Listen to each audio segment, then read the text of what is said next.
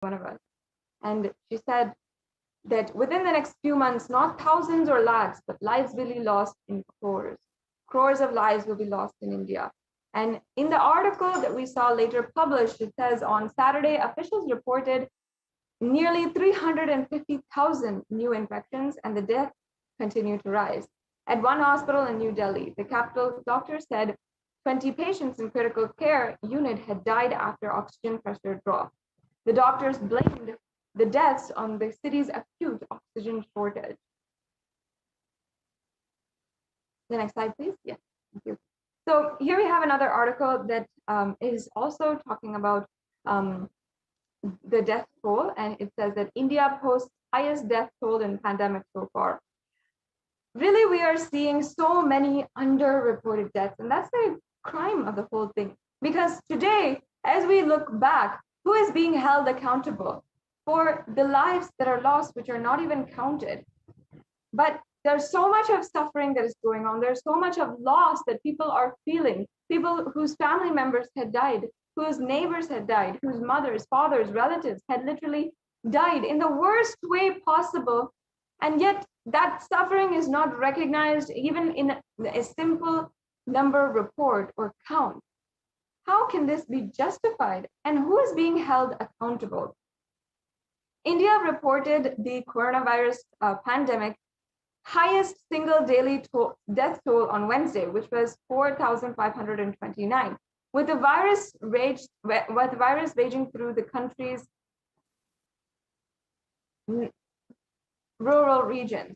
The previous deadliest day for a single country was the United States, recorded in the United States in January, where 4,468 people died.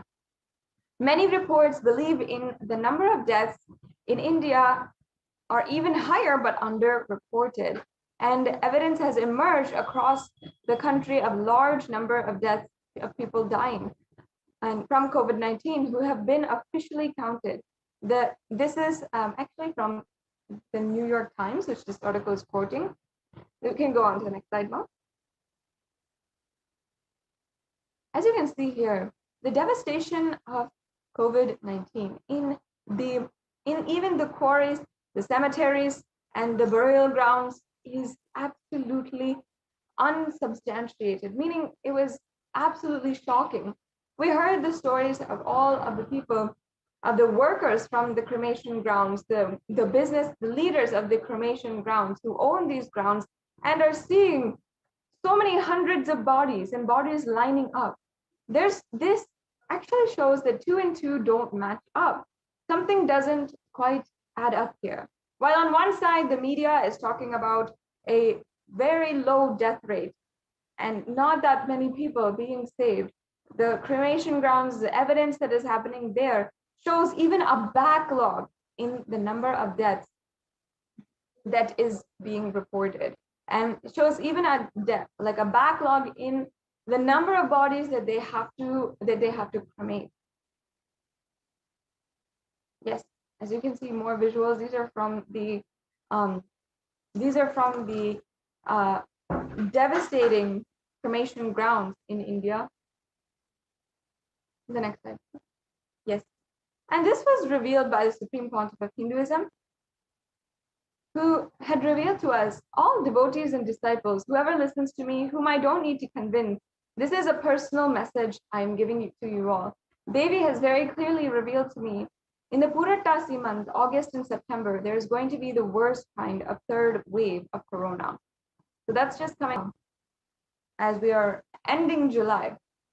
The next slide, please. I saw in the vision dead bodies thickly floating on Ganga. Not just Ganga alone, there are 4 rivers coming from Kailasa, Ganga, Yamuna, Brahmaputra. In all those rivers, I saw dead bodies are floating. Dogs eating those dead bodies and dying because they ate corona people. And the poor people who don't have any food, those dogs' dead bodies, and they saw this whole cycle. I am not a constipated conspiracy theorist or positive thinking buffet. I see reality as it is, and I'm revealing it to you all as it is. And within just few months, we saw the articles and the evidence of how in India, on the riverbank of Ganga, there was so many different dead bodies. And here we have one of the articles that is showing this, where behind bodies found in riverbanks, a COVID shadow. Interviews with the next of kin, officials, eyewitnesses, and local residents in Unan and Gharipur revealed that behind bodies in long-held traditions, deep economic distress and sudden rush to lay the dead to rest. Here we are seeing how bodies are coming in scores, unclaimed, uncounted, and unidentified. Here we have India's holiest river, Ganges, is swollen with victims. Another really horrifying truth that is going on, a reality that is happening. Hundreds of corpses have been found floating in the river or buried in the sand of its banks. The next slide, please.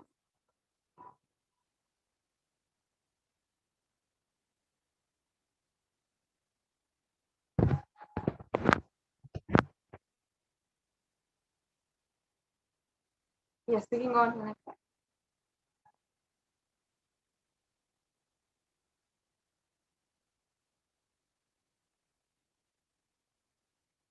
So I request if we can now project the slide on immunity. So in this next segment, we'll be understanding even what Devi Parashakti recently had revealed, and we'll be understanding how she had revealed about the immunosuppression qualities and properties of COVID-19, and how after that we saw that literally scientists were recognizing that this was happening.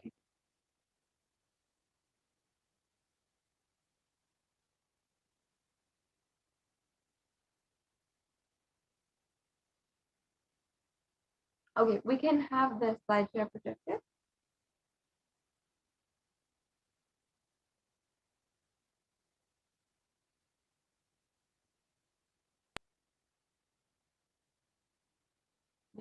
So we can stay on this.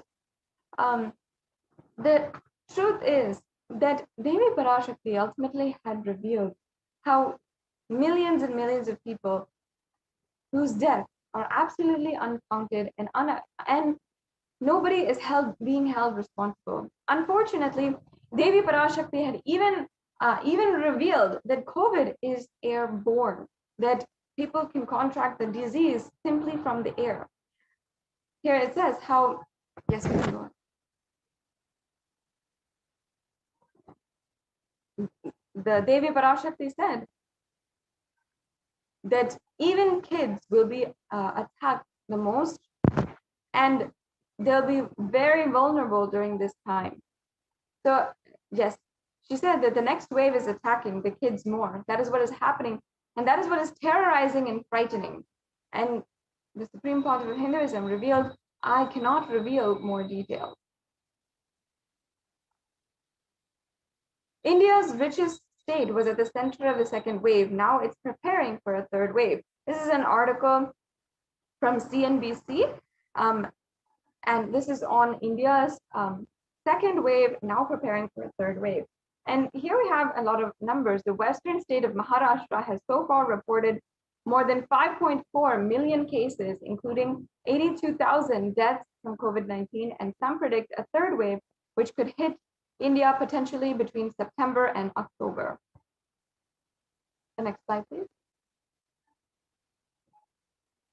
And the truth is that we have to ensure we do not lower the guards. We prepare for the inevitable third wave. And here in so many articles are also saying, even though it is being anticipated that coronavirus cases could peak in mid-June in the city, experts have been warning against lowering the guards, as they say that the third wave of COVID-19 wave looks inevitable by October end. Not only that, but experts have further said that the third wave should be deadlier than the first two waves. And Maharashtra preps the third wave as COVID has we saw 8,000 children in one district being affected. Here we have, with more than 8,000 children catching the coronavirus in the month of May in Maharashtra's Ahmednagar, the state has started taking extra steps to minimize the effect and impact of a possible third wave of COVID-19 that may affect children more.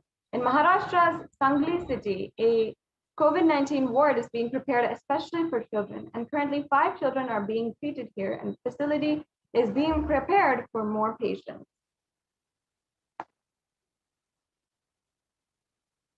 And here we have another article saying the third wave of COVID-19 to impact children. Over 9,000 children test positive in Maharashtra. And again, with the fears of the second wave of COVID-19 still lingering, and now, at least in the current days, we are seeing one wave stopping, maybe settling down, but we are seeing so many warnings of the third wave coming. The experts have suggested that the third wave will severely impact children. If the virus changes its course of nature, the children will be largely impacted. Reports suggest that the virus has already impacted the children across the country in the second wave.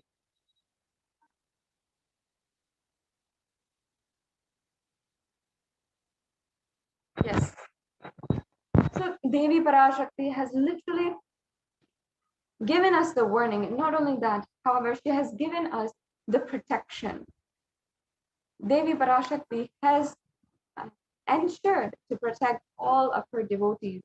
And the Supreme Pontiff of Hinduism has actually opened the Kailasa COVID care centers in India, from Adi Kailasa Sarvagripitam as well as 12 other Adinams in India.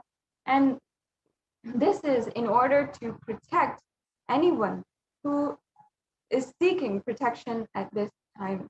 And in just a few minutes after the next segment, we will be understanding from the administrators of Adi Kailasa Sarvagripitam themselves the updates from the Kailasa COVID Care Center in India. And also now we'll be going into the next segment of today's program. And in this next segment, we'll be understanding the offerings that you can make to Devi Parashakti. After we understood how each individual can ask a question, ask for healing blessings or anything, and then how Devi Parashakti has guided the whole humanity and given her protection, her most compassionate protection to anyone. Now, after that, Devi Parashakti has literally opened up so many different ways that we can immediately and instantly attain oneness in our lives. Now, I request if the offering slides can be projected, offerings to Devi Parashakti. So yes, while we get that sorted out,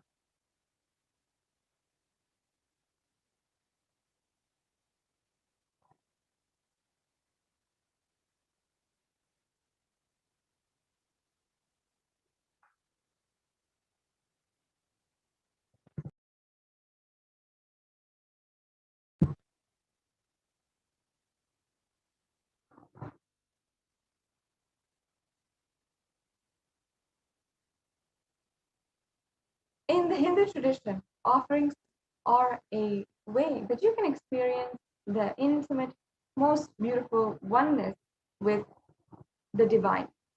So in this next segment, we'll be understanding the offerings you can make to Devi Parashakti. We'll be right back with you after a very quick break.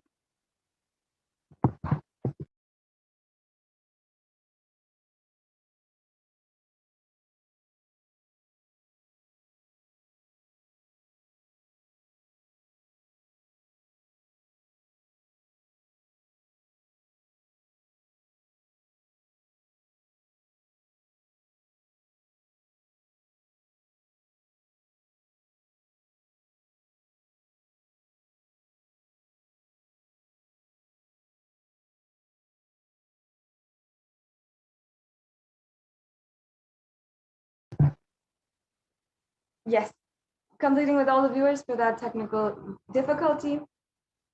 Now, let us enter into this next segment in today's program, the offerings that you can make to Devi Parashakti.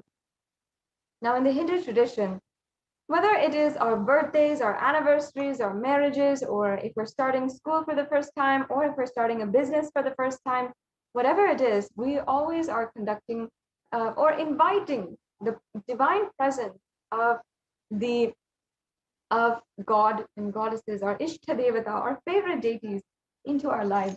We request for their guidance. We give gratitude for the amount of guidance they have given so far in our lives and helped us, protected us, helped us every single step of the way. And we have also we also ask and request, humbly pray for guidance in the rest of our lives, in the next step or the new adventure, the new venture that we are taking up. That's one of the beautiful things about Sanatana Hindu Dharma, that it is like literally practicing the presence of God in your life. And that is what the Supreme Pontiff of Hinduism is reviving as the science of enlightenment.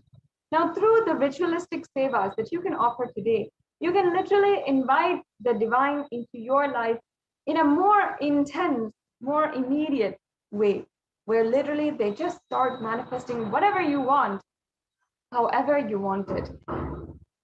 Now, let's just understand the significance of offering.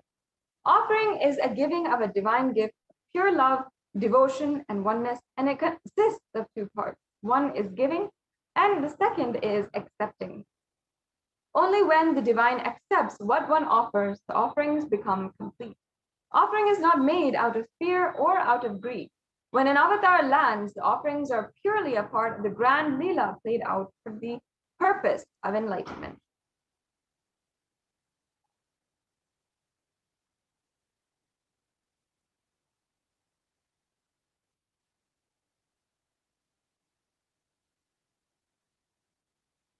Yes.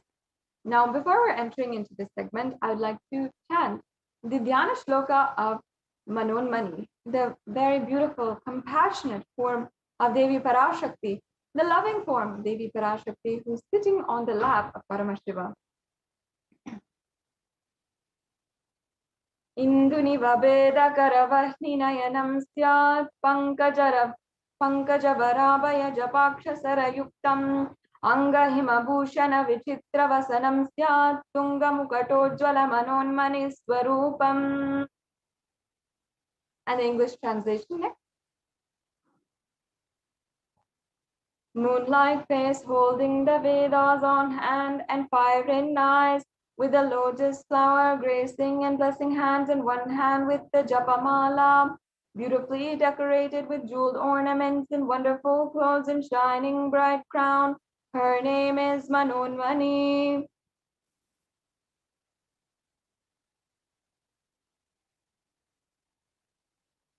Yes, and the next Dhyana Shloka. Dhyaye devim trinetram shashine bhavandanam vedahastam dadanam savye padmam varadam apare jabhayam chakshamalam divyerabarana nirvibhushita tanum brahmadipi pujitam devimeva manonmanim pratidinam kamatradatrim shubham. And the English translation. I meditate on Devi with 3 eyes glowing like the moon and holding the Vedas, lotus and gracing with blessing and gracing hands. She is wearing beautiful ornaments and she is worshipped by Brahma and other many gods and showers auspicious blends, boons and blessings for all actions every day.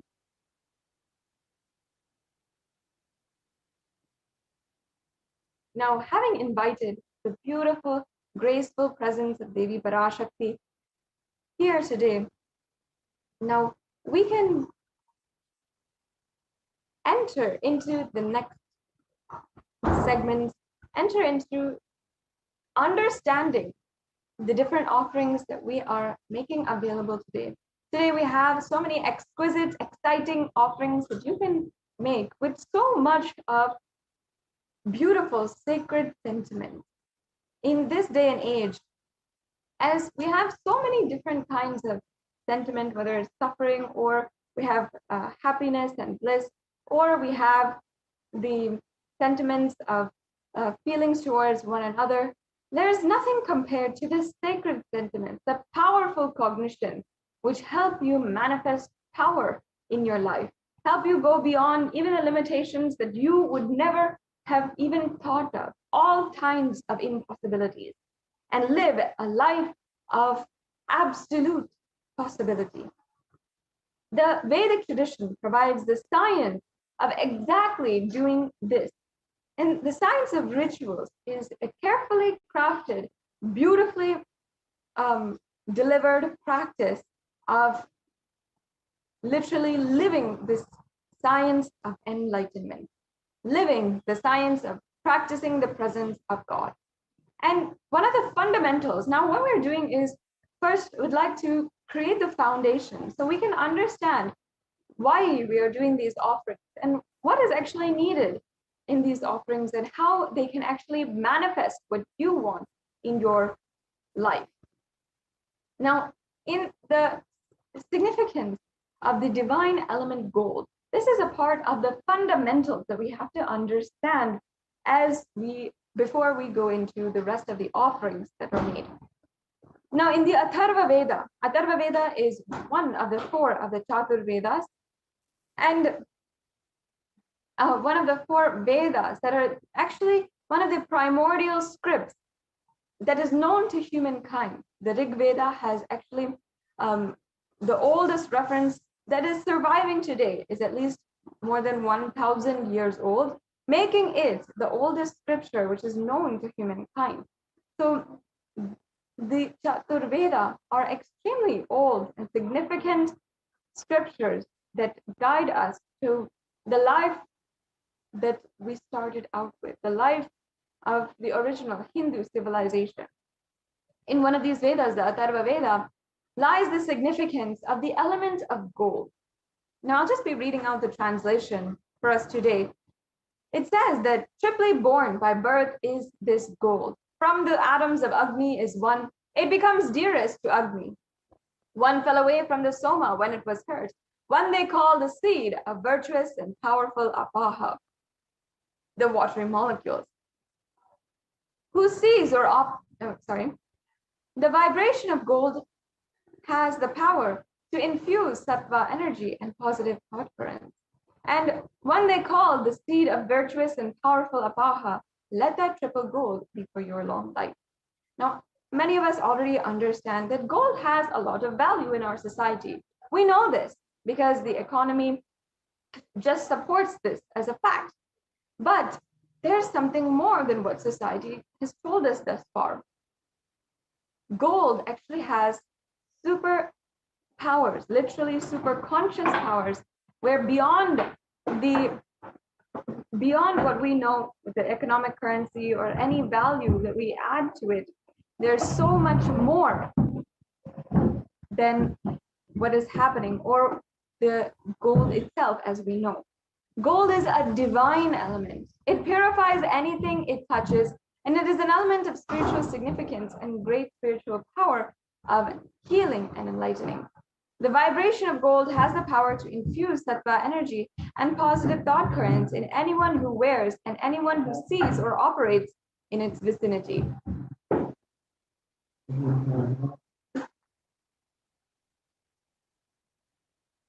Gold is present in all the scriptures, the Agamas, Vedas, Shrutis, Smritis, Itihasas, and Puranas. In all Hindu scriptures, it is abundantly displayed that gold is the most auspicious and purest metal which purifies our being. In the Hindu civilization, everything was built in gold, exchanged in gold, and ritual feasts were offered in gold bricks. When one was to be saved from life-threatening illnesses, gold was offered as a ritual fee. Gold was in abundance and used for weighing equivalent amounts of commodities, including cows. And kingdoms were built with huge doors of gold. The streets would have huge columns and huge archways made of gold, and horses and cows were dressed in gold. Now, if you see, all the living beings lived in coexistence, in beautiful, blissful coexistence in the Hindu civilization. And each one was dressed and adorned in gold because we saw the beautiful potential of gold in Sanatana Hindu Dharma.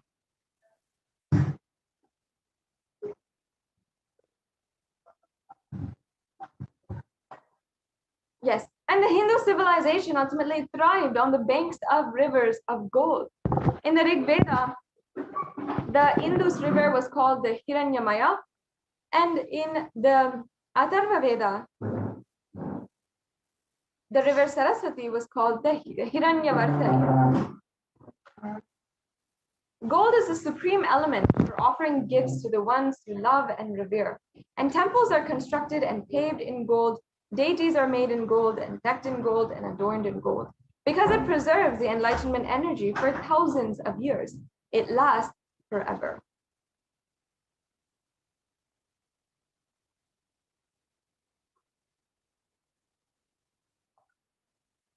Now let us enter into the array of offerings that we have. Exquisite, beautiful offerings that each and every one of you can offer today. Once again, this is a beautiful process of experiencing immediate results, experiencing immediate oneness in your life and beautiful connection with the divine. Especially now that we are in the presence of the divine and we are connecting directly to the Nijavatar, the Supreme Pontiff of Hinduism, who is manifesting all these beautiful deities and energies, cosmic energies in our lives. It is ultimately the most powerful time to be able to connect to the divine cosmic being. So let us start with the E-Hundi offering. Now, this offering is a beautiful way that you can remove all fears inside of you, everything that is going on inside of you, which is not Paramashiva, which is not the ultimate. Simply drop it at the feet of Devi Parashakti today. Drop it at her feet and experience the true oneness. Now, can we go back to the previous slide, please? Devi Parashakti in the Lalita Sahasranama is described in such a beautiful way. How she is actually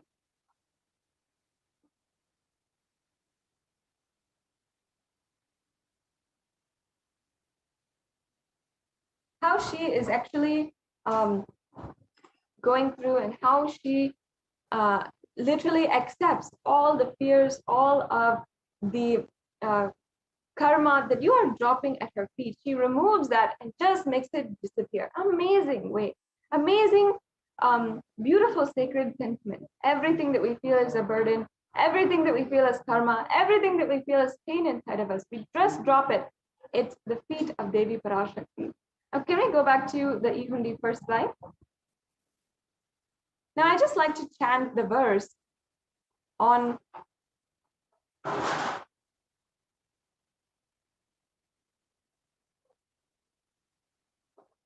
yes, I just like to chant this verse.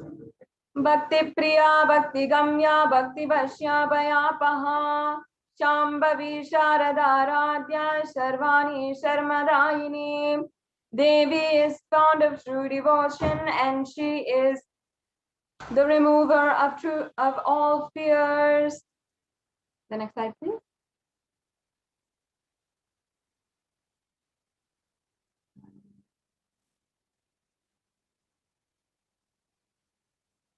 Yes, we can go on to the next slide.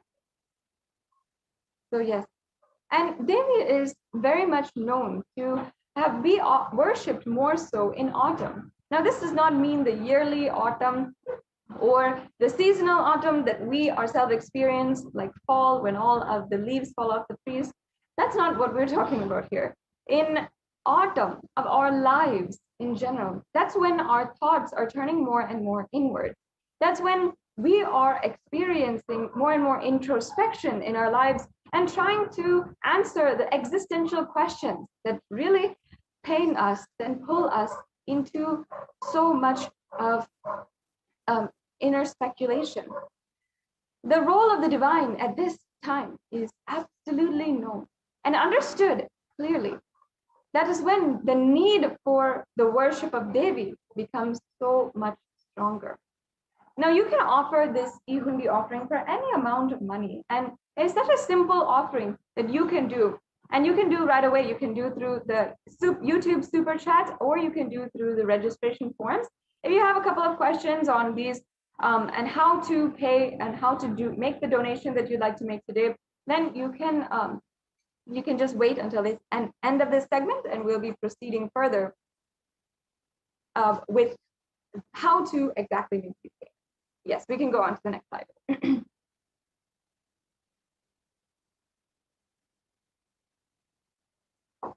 Yes. So the next offering that we have available for each and every one of you to make today is the Sankalpa chanting. In Sanatana Hindu Dharma, the Sankalpa is a Vedic chant which has such deep significance. In fact, it invokes all the energies, all the good energies of love, bliss, all the auspicious qualities inside of you. It requests the divine to remove all the different inauspicious, help us transcend each and every one of those, including fears, greed, everything that might be stopping us. We request in this prayer to remove that and help us during this time, and help bless us for the ultimate prayers. Now, in the Devi Mahatmyam, chapter 12, verse 34, the verse for this beautiful chant, there I'll just be chanting the English translation. The goddess enchants this universe, and she herself gives birth to this universe. That goddess, being prayed without interest in anything, gives the knowledge that leads to salvation and gives wealth in the materialistic sense. Once again, this is from the Devi Mahatmyam, chapter 12, verse 34.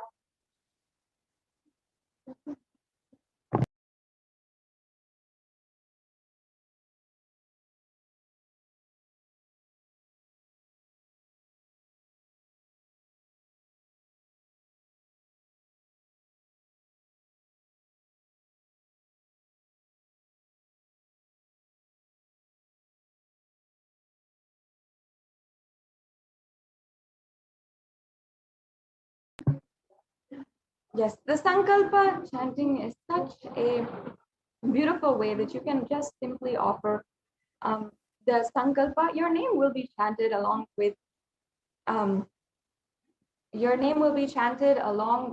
the Sankalpa, and it will be offered in your name to the divine. The next offering we have here, as you can see, is the Sahasranama Swarna Kasu. And this is another beautiful offering. And let me just explain that this is the offering of more than 1,008 names of Devi Parashakti, and it's a very special and unique archana offered to Mahameru of Devi Parashakti. And actually, it is very special because it is the offering of the gold coin inscribed with 1,008 names of Devi Parashakti. Now, in the chant, in the Lalita Sahasranama, verse 731, Devi Parashakti is described as Nama Parayana Prita, she who likes repetition of her various names. And this is the offering of 1,008 names of Devi Parashakti in a ode and tribute to that she likes. Why she likes it is actually very significant. Ultimately, in order to invoke that same energy inside of us, invoke that beautiful energy inside of us, Devi Parashakti guides us to chant the names of these beautiful Ananta Kalyana Guna and invoke that energy inside of us. That is actually what is happening during this Sahasranama Archana. And every time we offer the different names of Devi Parashakti, we are literally invoking that energy inside of us. So you can offer this very exquisite offering, the gold coin inscribed with each of the 1,008 names at the feet of Devi Parashakti. And each of these are the divine qualities of Devi Parashakti.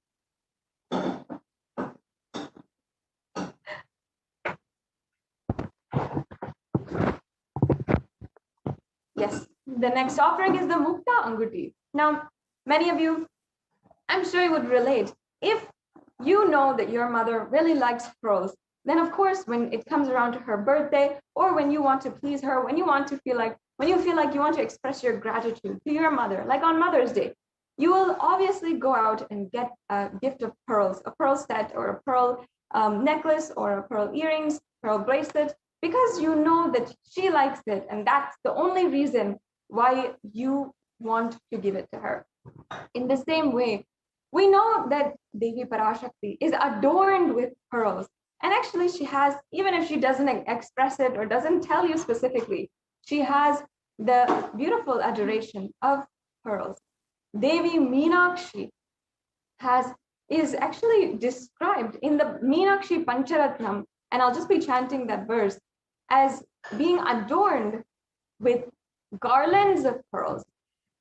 So I'll just be chanting that verse, and then we'll understand the significance of this offering. Muktaharanala kiritaruchiram purnendu bhakta prabham shinjannu purikinkini manidharam padma prabhavasuram sarvabhita palapradam girisutam vani rama sevitam meenakshi pranatosmi santatamaham karunyavaram nidhim. The English translation. I bow down to the goddess Meenakshi, whose crown has garlands of pearls and paste shining like a full moon, who wears anklets that are studded with gemstones and has small bells, who is shining like the splendor of a lotus, who grants all wishes, the daughter of the mountain, who is worshipped by goddess Vani and Ra. I remain ever bowing to the goddess Meenakshi, the ocean of compassion. This is a beautiful invocation of Devi Meenakshi, where she is literally described here as whose crown has garlands of pearls. Devi Meenakshi is the incarnation of Devi Parashakti, who came down and has literally manifested all of the different beautiful items and all of even Kailasa she manifested on planet Earth. In fact, Devi Parashakti, as she manifested, is the form of Devi Meenakshi. She had literally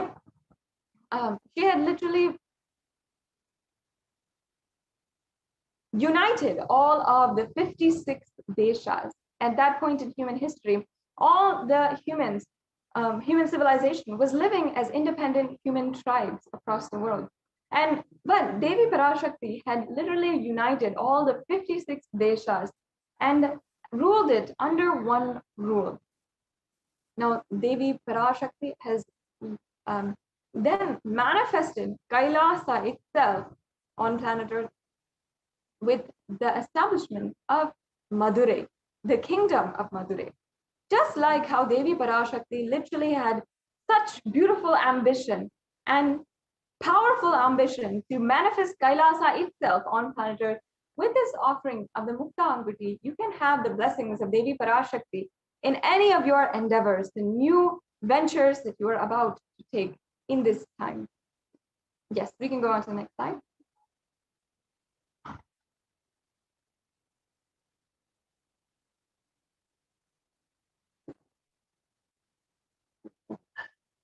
Yes, we can go on now.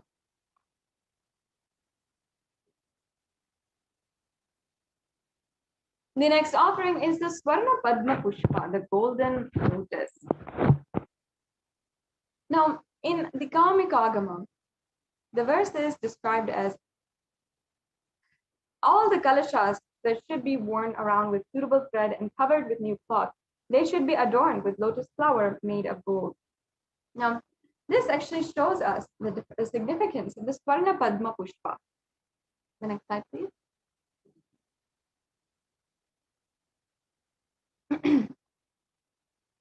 So actually, there are hundreds of references of the scriptural references for the using the lotus flower and the worship of Paramashiva. Almost everything in the worship of the ultimate involves a consecration of deities, of worship, or meditating on, or the mudras and asanas that are used during the worship and involves the lotus flower, the lotus leaf, the lotus pericarp, and the lotus petals.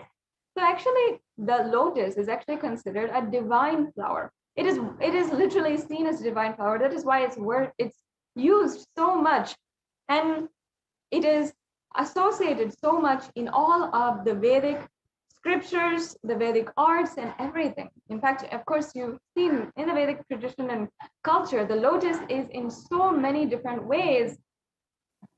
In so many different ways, it is it is used and referred upon in so many different scriptures. And you can see in Vedic arts as well. If you see any of the dresses or any of the arts, the paintings, the beautiful paintings, or even the architecture, lotus is in fact probably used the most. So why it is considered a divine flower? Because of its beautiful context.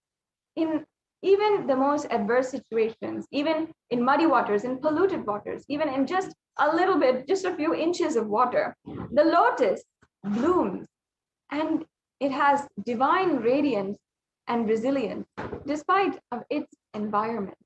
That is the beauty of a lotus, that no matter where it is growing, no matter if it is in the pond or in the polluted waters, it still blooms and it still has that elegance, that grace, that beauty. That is why the lotus is associated with Devi Parashakti herself, because even in the midst of wars, even in the midst of, even from the earth, from the mud, Devi Parashakti can be born. There are hundreds of descriptions just like this. Even in so much of war and so much of suffering, Devi Parashakti can manifest, and she will not just manifest, she will be the most elegant, most radiant, most resilient being who is manifested. Now, the Shakti of Paramashiva is also called the lotus. The base of the Paramashiva Linga is also the lotus. And even the disciple who is about to bloom is also considered as a. You can offer this beautiful Swarna Padma Pushpa in order to have the blessings from Devi Parashakti to ultimately radiate that space, radiate the state, space, powers, and being of Devi in your innermost inner space amidst any and every adverse situation in your life.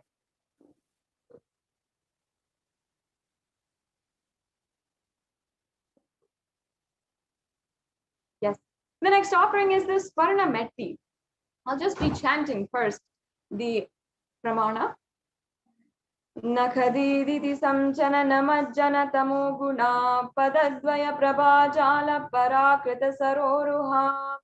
You whose brightness from toenails destroys the darkness of ignorance from the minds of your devotees who prostrate at your feet. You whose brightness from your 2 feet overpowers that of the lotus flower. Next slide, please. So in the Hindu tradition, even the married women wear the golden toe ring. And that is a representation of actually the Hindu sacred sentiment, where all of the different, all of the women of the world are considered as Devi Parashakti herself, are worshipped as Devi Parashakti herself. And it is all coming back down to this verse, actually, where we are seeing how it's described that literally the toenails of Devi Parashakti have the power to simply remove your incompletions or your pains or your sufferings, all of the ignorance that you have. And simply, that is how it happened. That is the quality of Devi Parashakti. It is not, you don't need even her whole foot. You can just have the grace of her, of just one toenail, and all of your sufferings are completely gone. And that is why we adorn her toes with the Swarna Metti. That is such a beautiful thing. How in the Vedic tradition, when we see the significance of a certain object, or we see the significance, it is always brought out and applied in every aspect of our life.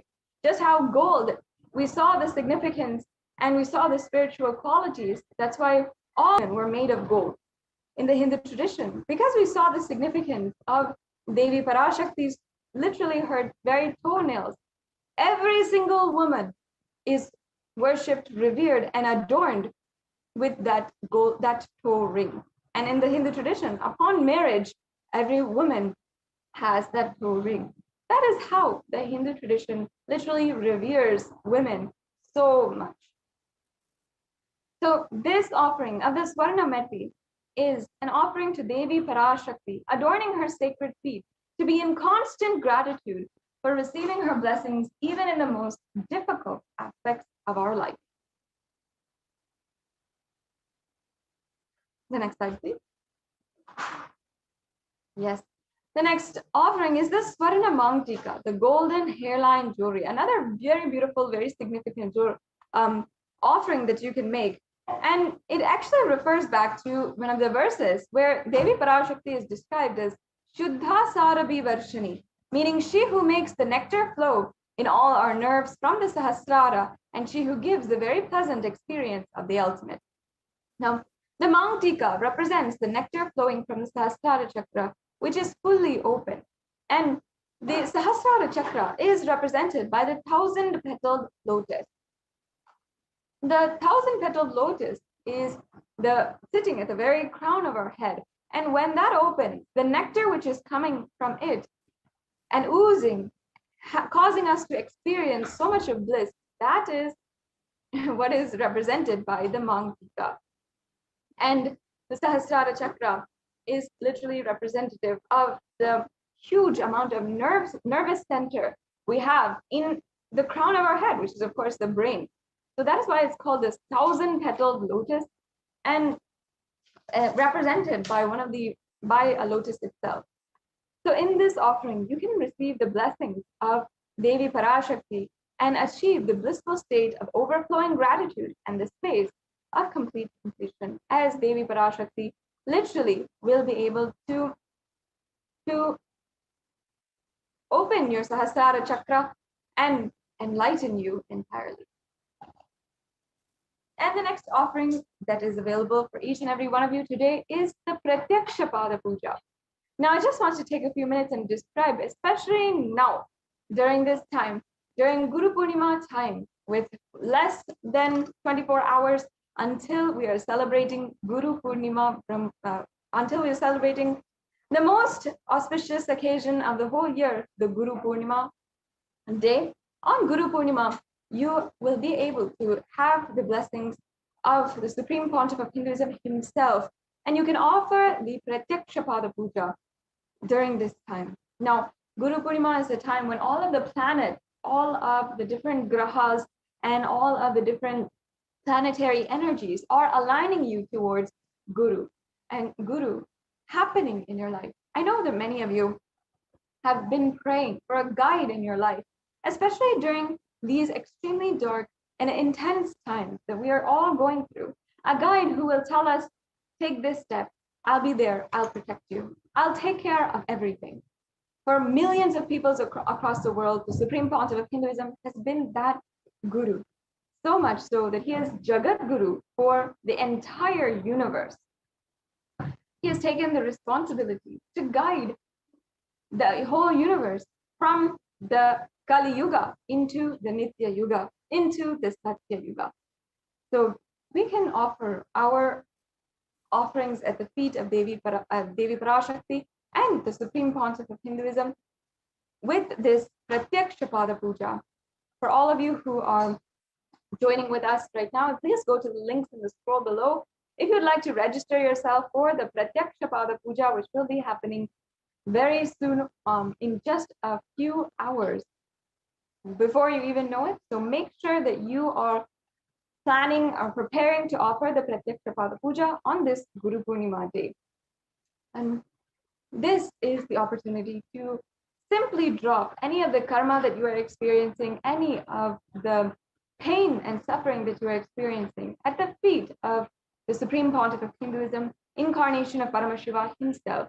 And he will simply remove it, give his ultimate protection, and he will give you, each and every one of you, just the abhaya, meaning the blessings and guidance to, and being the ultimate guru for each and every one of you. If today we are able to cherish and enjoy any of the Hindu tradition, the qualities and the different customs, the traditions from Sanatana Hindu Dharma, it is solely because of the Guru Parampara.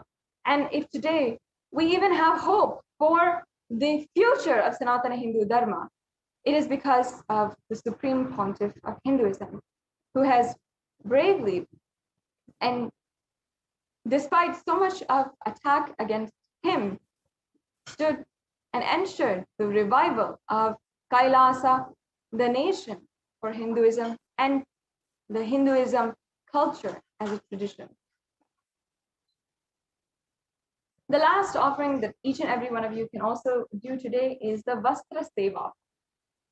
So you can offer the Vastra Seva as well, which is a sacred adornment, the sacred cloth, which you can offer at the feet of Devi Parashakti. Yes. So now, moving on to the next slide, we have a summary of all of the different offerings that you can do today. There is the e-hundi offering. So all of these, there's various array of different options so that you can never feel limited. If you would like to make or at least pay some form, or you would like to donate in some way or form and offer your gratitude, there is some options for you.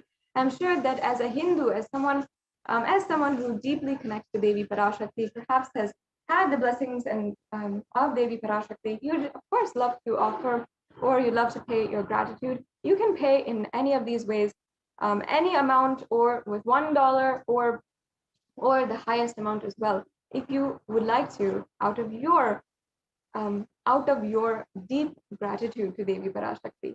So we have the e-hundi offering, the Sankalpa chanting, the Devi Sahasranama Kasu, the Mukta Anguti, the Swarna Padma Pushpa, the Swarna Metti, the Swarna Mangtika, the Pratyaksha Pada Puja, and the Vastra Seva.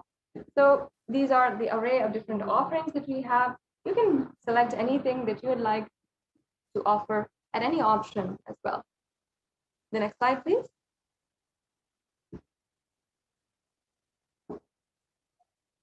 Now, now you might be in two categories as we are proceeding for the offerings today. You might be in the category of you're ready to make your payment, you'd like to go forward with the next steps.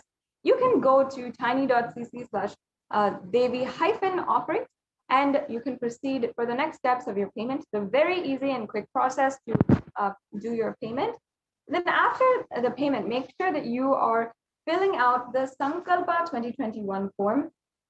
This is for submitting the details needed for the puja. So this needs to be submitted after you make the payment, and all of your names and the names on whose behalf you are offering this puja, you will, all those names will be chanted after this form is filled.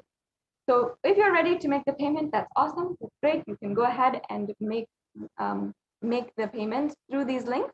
Now, on the other hand, if you are still wanting to manifest any one of these offerings, perhaps you'd like to make the offering of the Pratyaksha Pada Puja, but you'd like help in manifesting, or you'd like more details, or you're interested in the offering, but you cannot make it as on now, you can go to tiny.cc/Bhavasamadhi and fill out the registration form. Now, the registration form is there, and you have two options also, and you can make the intention for making any one of these offerings. So I would request if the tiny.cc/Devi-offerings link can be projected now. If we can go to that link.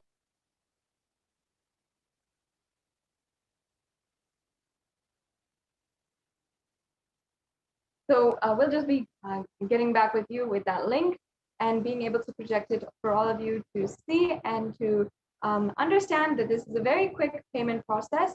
You'll be able to simply be able to have any of those payments be fulfilled. So we'll be right back with you to show you the payment process and everything after a very quick break.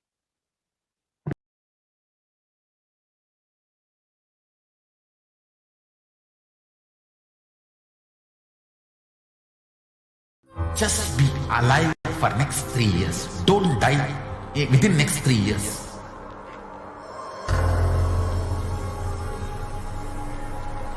Just don't die within next 3 years. Be alive. Somehow be alive. I'm working sincerely. I will reach you somehow. Somehow I will reach you. It's my commitment to humanity.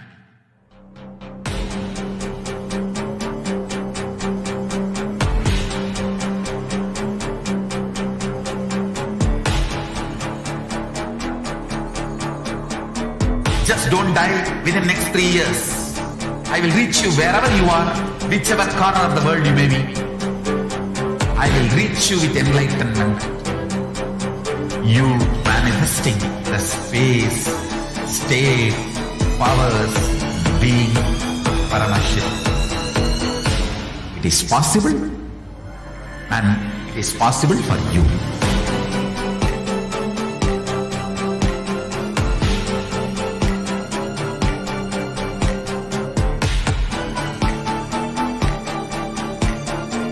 Paramashivoham will reach you with enlightenment science. I know he is going to do the job. Just be alive for next 3 years. Nothing else. What I mean by the word e-Kailasa, listen intensely. Enlightenment ecosystem, literally enlightenment itself, in your own home, wherever you are. If you cannot come to Kailasa, it's okay. Kailasa can come to you. Kailasa coming to you is e-Kailasa.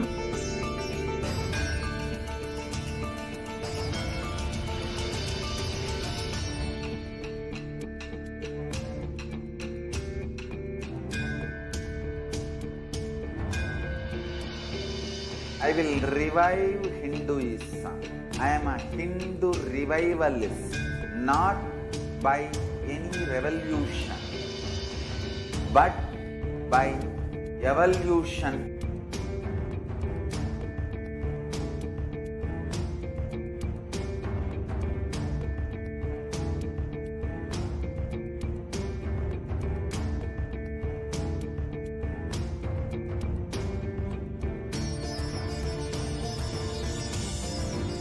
And setting model community.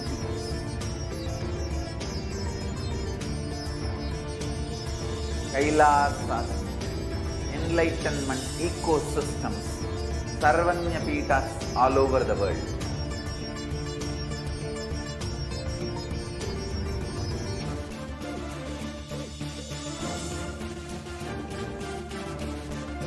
All powerful cognition, knowledge, only when you live, power manifestation and possibilities manifestation happens.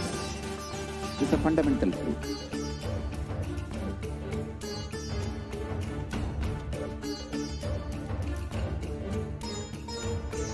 Hinduism cannot live exclusively as one sampradaya. No. All sampradayas of Hinduism is an ecosystem.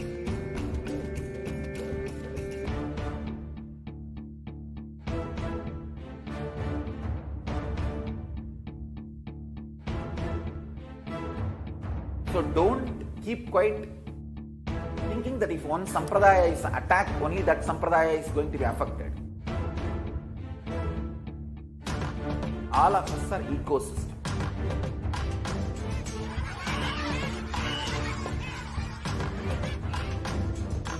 I invite all of you to get involved and enjoy Hinduism by the principle of Dharmo Rakshati Rakshitaha. When you protect Dharma, Dharma protects you. We will make the whole planet flourish spiritually. The spiritual prosperity will happen to the whole planet. We all have to coexist together.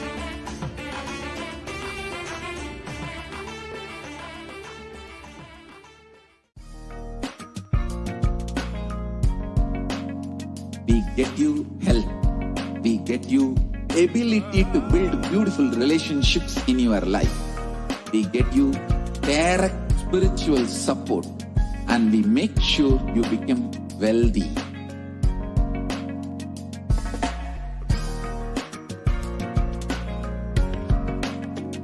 We won't stop giving you just good life. We will literally not stop till you live enlightened life.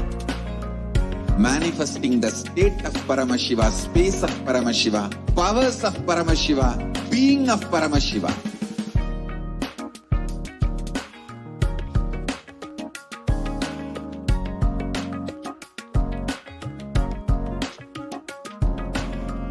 Whole world should become e-Kailashians. I want the whole world to know Hindus have something to contribute to the world.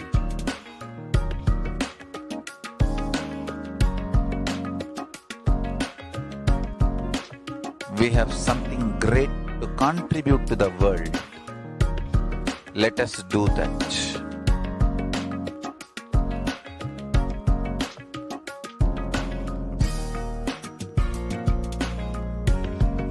E-Kailasa is proper customized spiritual service helping you to identify your root patterns of suffering. We have perfected the science of helping every individual from every cultural, religious, nationality background.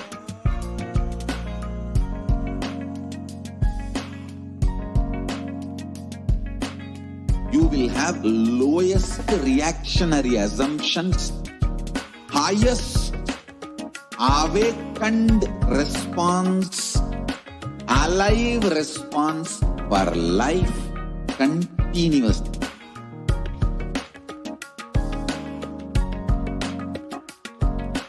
E-Kailasa is enlightenment ecosystem, literally enlightenment itself in your own home, wherever you are.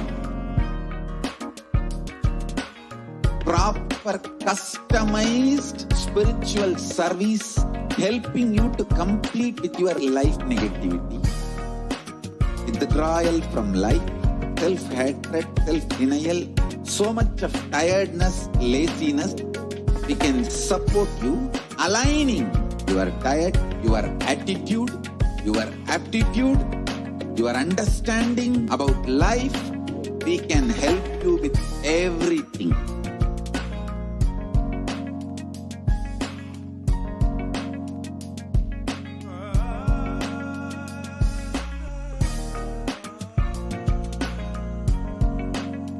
If you are interested in enlightenment, we will immediately bring this to you.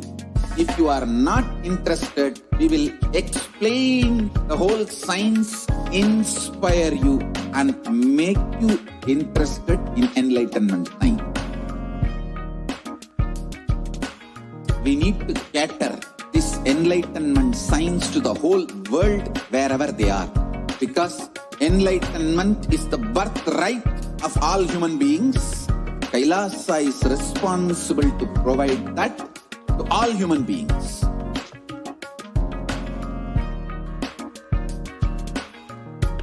Kailasa is the totality of the knowledge I received from my gurus and practice manifested in my life, perfected by teaching millions of people from.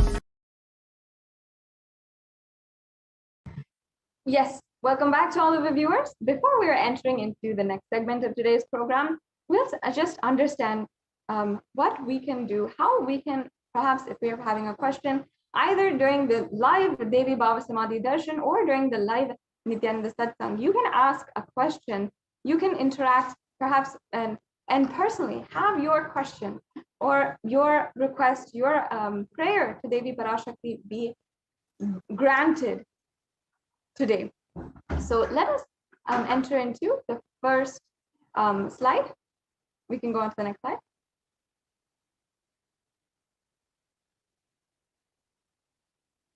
So here we'll be able to share with you how you can ask the question on the different social media platforms.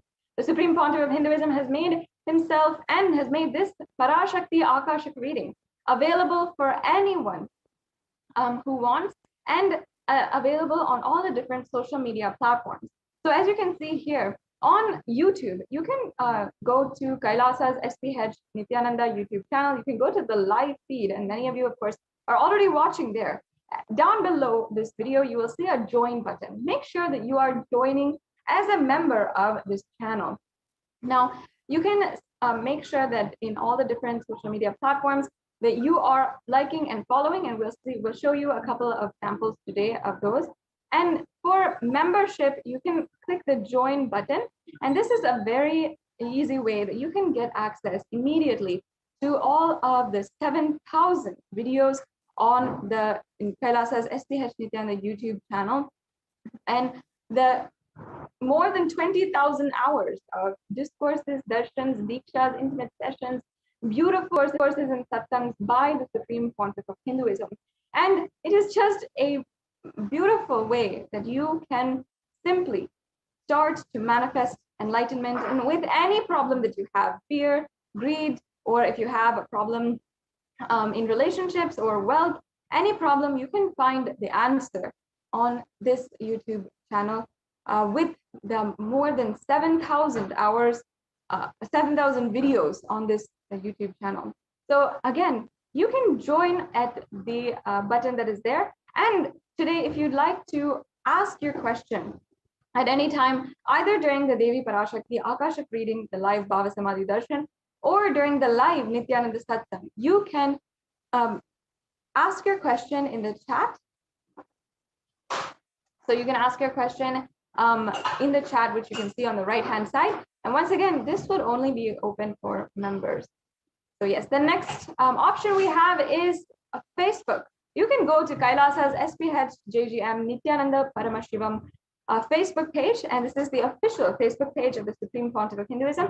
Make sure you are liking and following Kailasa's HDH Nithyananda Paramashivam Facebook page, so that you can have all of the different notifications, the different live events, the different posts personally given to you, and the personal messages from the Supreme Pontiff of Hinduism directly in your newsfeed, and ensure that you are getting the notifications when the notifications come immediately. You can tune in to the live events which are going on continuously from Kailasa.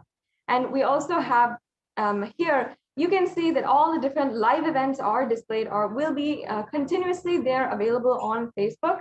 So whatever, even if you miss a satsang, even if you miss a program, you can go back and watch and ensure that you are really relishing and reveling in the divine presence of the Supreme Pontiff of Hinduism.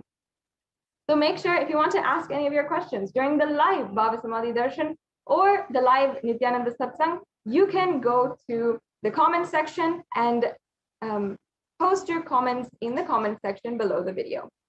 Yes, and the next option that we have is Twitter. I'm sure that many of you are users of Twitter. You spend all your day on Twitter, and you yourself have a Twitter following.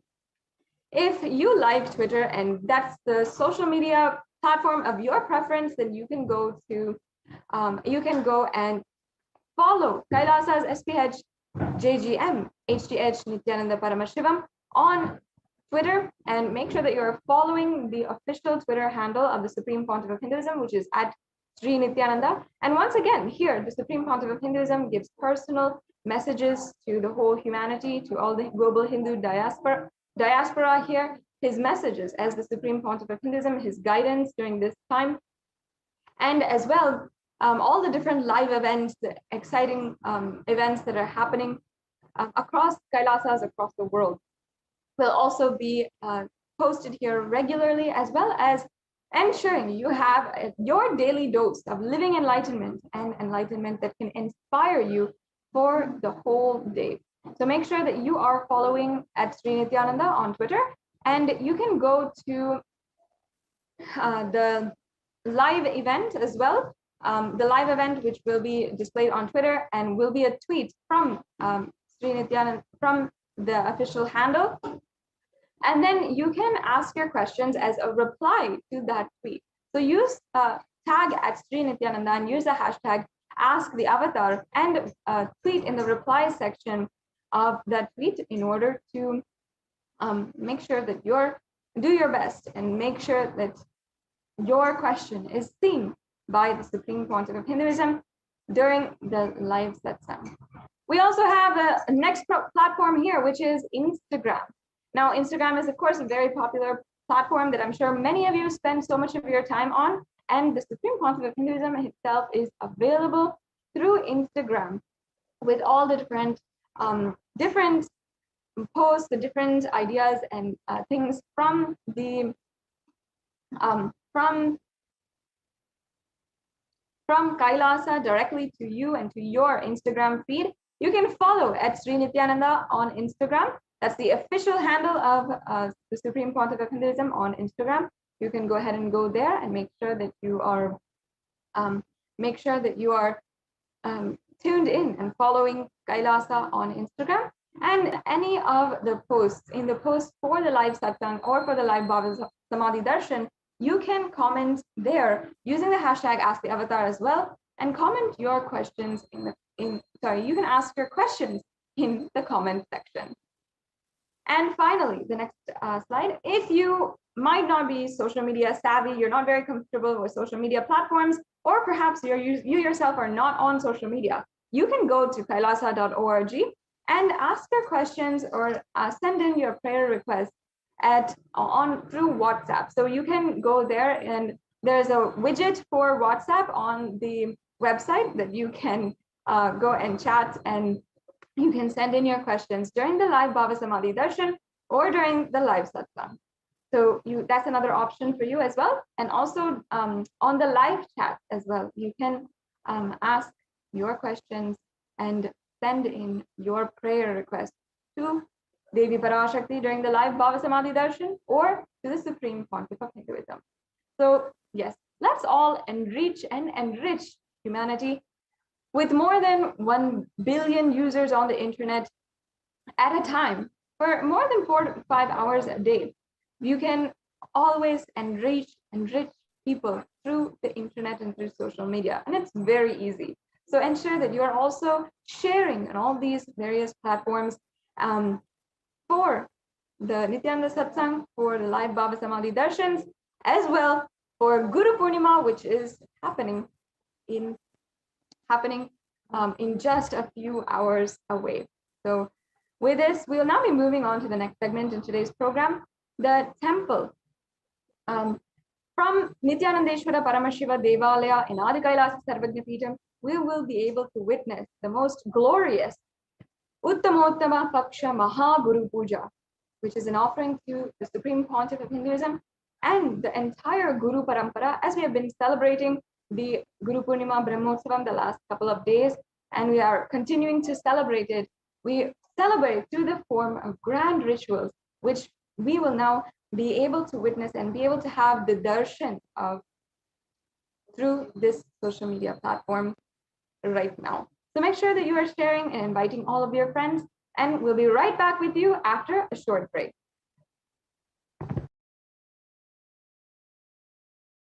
Just be alive for next 3 years. Don't die within next 3 years.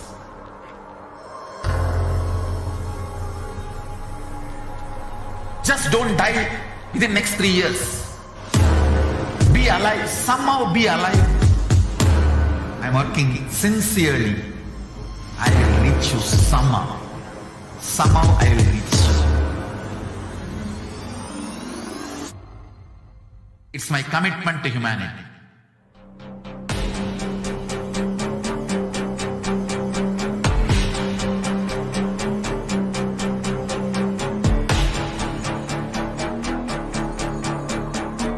Just don't die within next 3 years. I will reach you wherever you are, whichever corner of the world you may be. I will reach you with enlightenment. You manifesting the space, state, powers, being Paramashivoham. It is possible, and it is possible for you.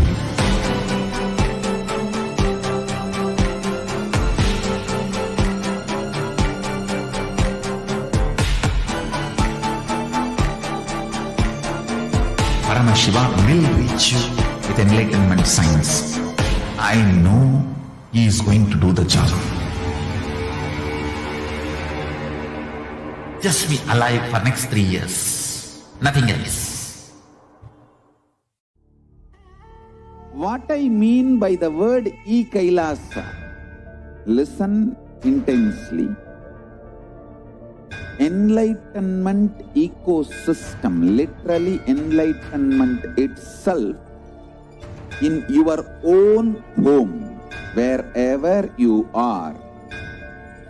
If you cannot come to Kailasa, it's okay. Kailasa can come to you. Kailasa coming to you is Kailasa.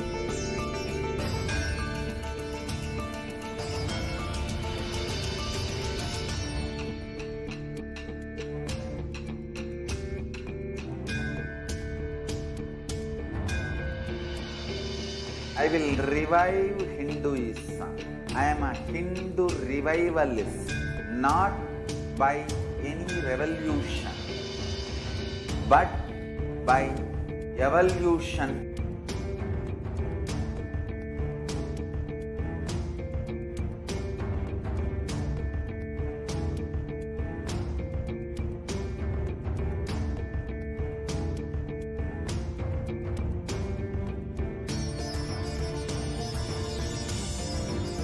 And setting model communities.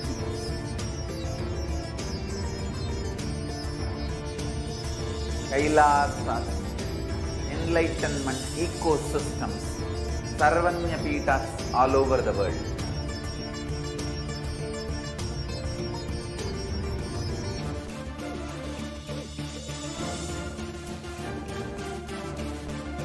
All powerful cognition, knowledge, only when you live power manifestation and possibilities manifestation happens.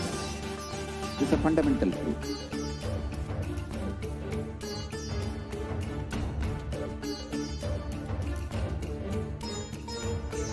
Hinduism cannot live exclusively as one sampradaya. No.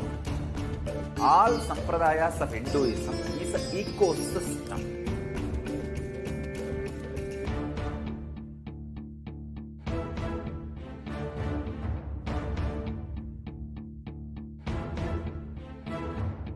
So don't keep quiet thinking that if one sampradaya is attacked, only that sampradaya is going to be affected. All of us are ecosystems.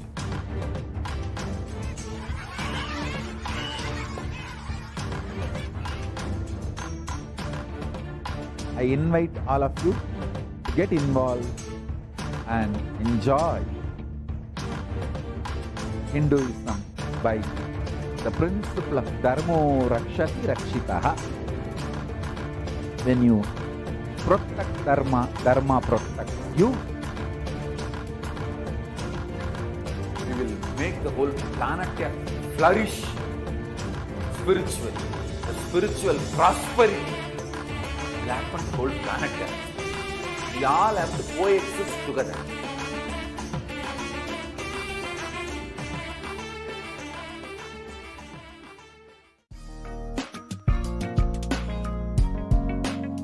We get you health.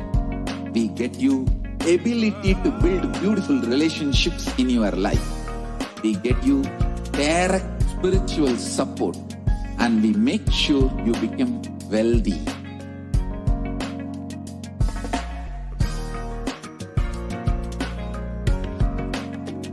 We won't stop giving you just good life. We will literally not stop till you live enlightened life. Manifesting the state of Paramashiva, space of Paramashiva, powers of Paramashiva, being of Paramashiva.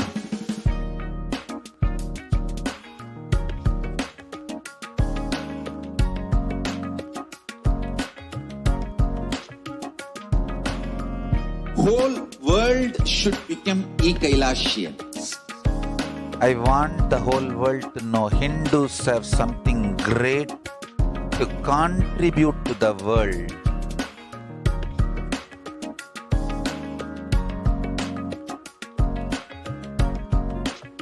We have something great to contribute to the world. Let us do that.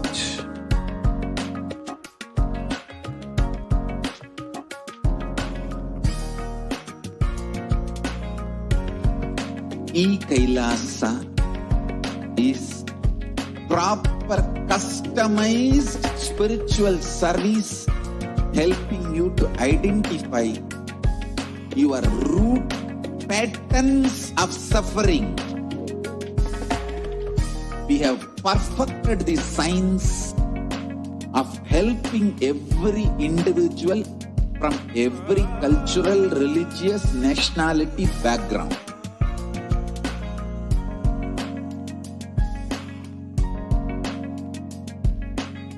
You will have lowest reactionary assumptions, highest awakened response, alive response for life continuously.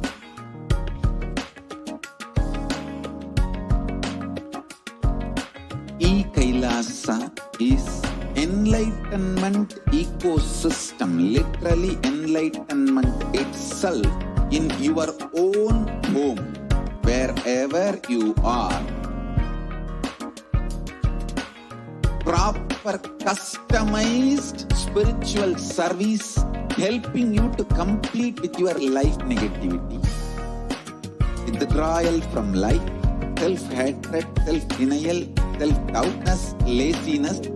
We can support you aligning your diet, your attitude, your aptitude, your understanding about life. We can help you with everything.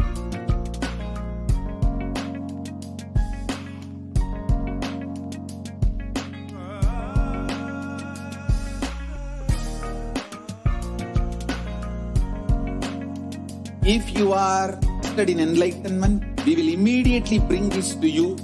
If you are not interested, we will explain the whole science, inspire you and make you interested in enlightenment science. We need to cater this enlightenment science to the whole world wherever they are, because enlightenment is the birthright of all human beings. So is responsible to provide that to all human beings.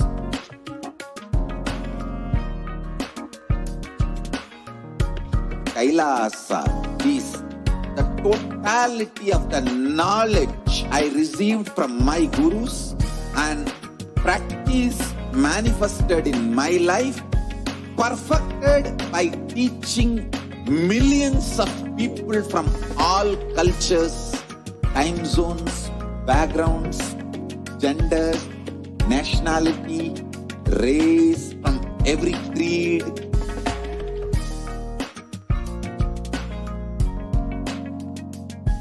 So this absolutely perfected knowledge available to you, served to you in your home without even you moving out of your couch, free of cost.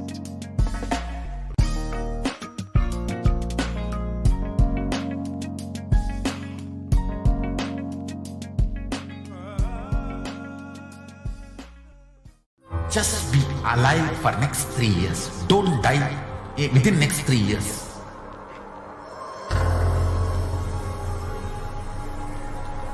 Just don't die within next 3 years. Be alive. Somehow be alive. I'm working sincerely. I will reach you somehow. Somehow I will reach you. It's my commitment to humanity.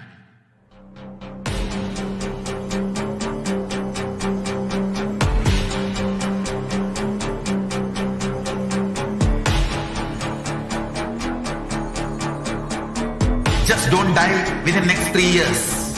I will reach you wherever you are, whichever corner of the world you may be. I will reach you with enlightenment. You manifesting the space, state, powers, being Paramashivoham. It is possible. and it is possible for you.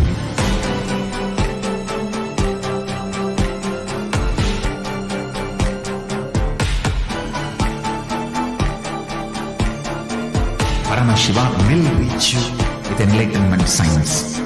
I know he is going to do the job. Just be alive for next 3 years. Nothing else. What I mean by the word e-Kailasa, listen intensely. Enlightenment ecosystem, literally enlightenment itself, in your own home, wherever you are.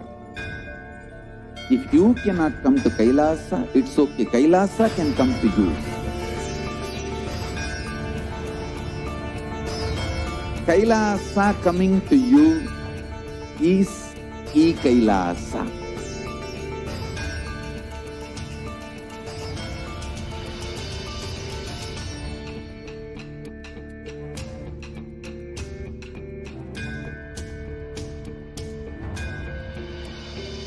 I will revive Hinduism. I am a Hindu revivalist, not by any revolution, but by evolution.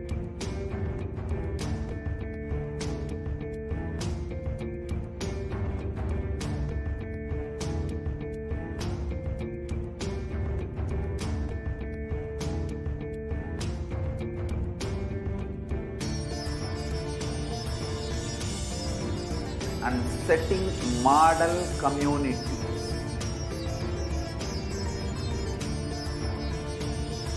Kailasas, enlightenment ecosystems, Sarvanyapitas all over the world.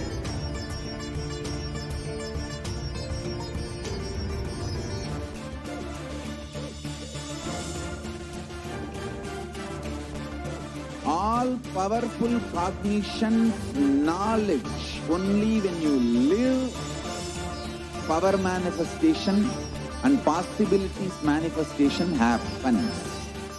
This is a fundamental truth.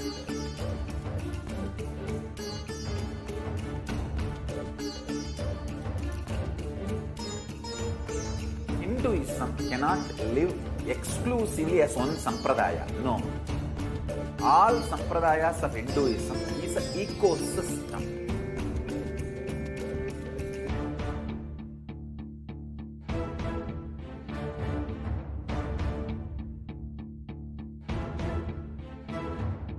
So don't keep quiet thinking that if one sampradaya is attacked, only that sampradaya is going to be affected.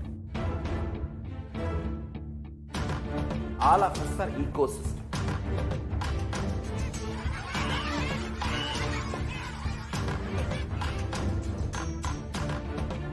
I invite all of you to get involved and enjoy Hinduism by the principle of Dharmo Rakshati Rakshitaha. When you protect Dharma, Dharma protects you. We will make the whole planet flourish spiritually, the spiritual prosperity. We all have to coexist together.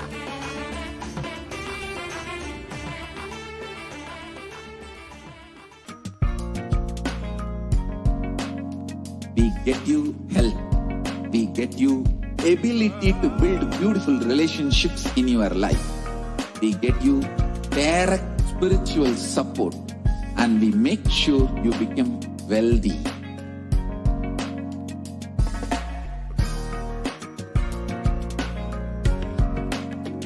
We won't stop giving you just good life.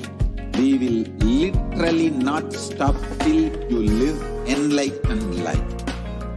Manifesting the state of Paramashiva, space of Paramashiva, powers of Paramashiva, being of Paramashiva.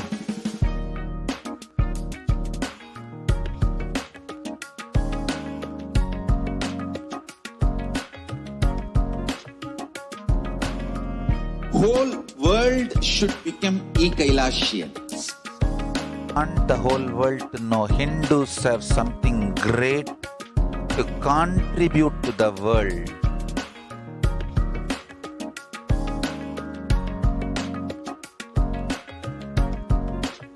We have something great to contribute to the world. Let us do that.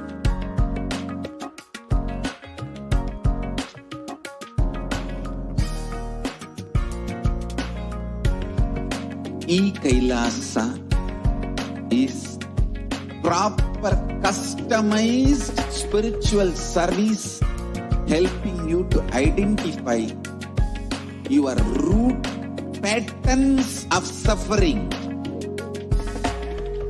We have perfected the science of helping every individual from every cultural, religious, nationality background.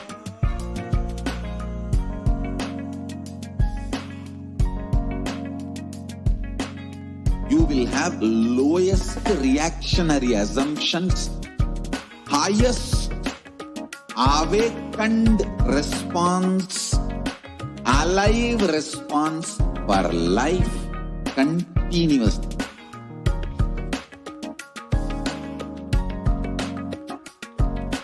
E-Kailasa is enlightenment ecosystem, literally enlightenment itself in your own home, wherever you are. Proper customized spiritual service helping you to complete with your life negativity.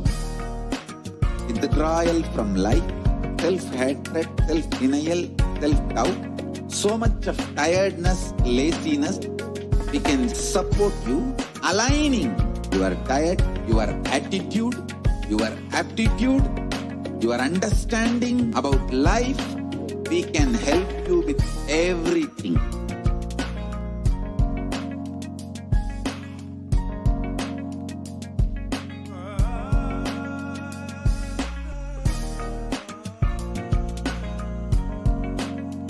If you are interested in enlightenment, we will immediately bring this to you. If you are not interested, we will explain the whole science, inspire you and make you interested in enlightenment time. We need to cater this enlightenment science to the whole world wherever they are, because enlightenment is the birthright of all human beings. Kailasa is responsible to provide that to all human beings.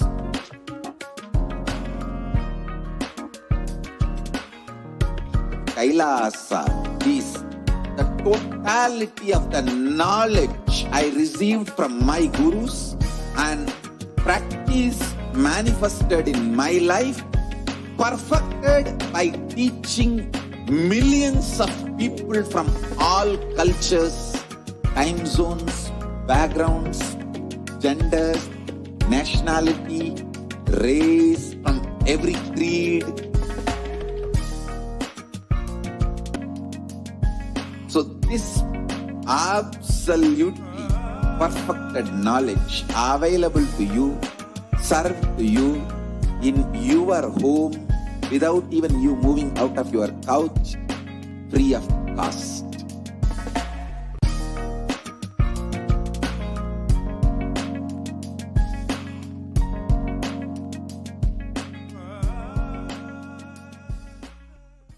Just be alive for next 3 years. Don't die within next 3 years.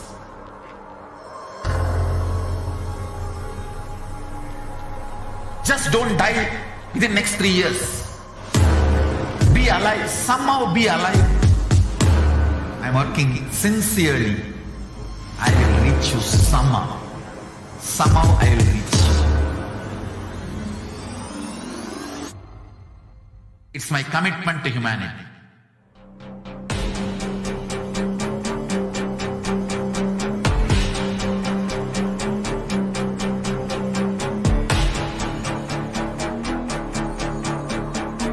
Just don't die within next 3 years.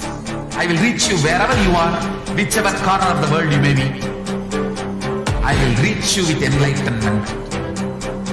You manifesting the space, state, powers, being Paramashivoham. It is possible, and it is possible for you.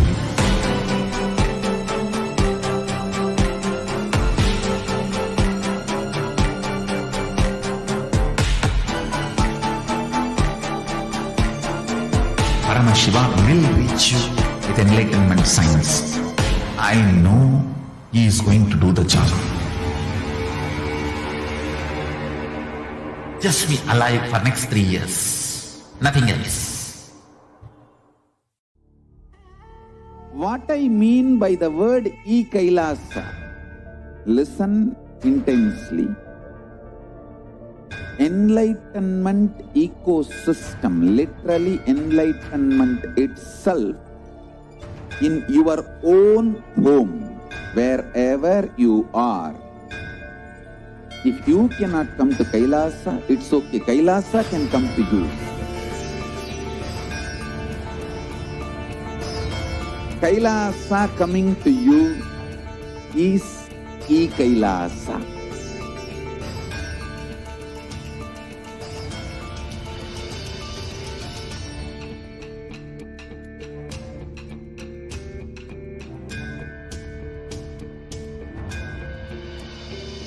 I will revive Hinduism.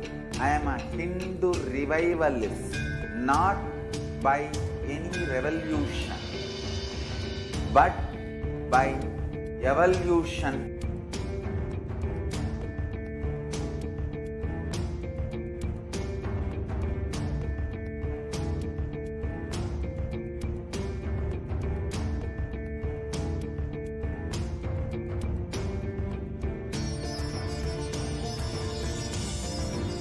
And setting model community.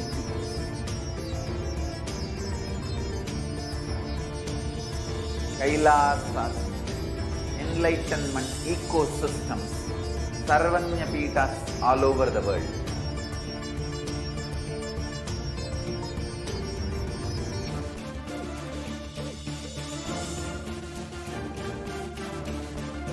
All powerful cognition, knowledge, only when you live, power manifestation and possibilities manifestation happen. It's a fundamental truth.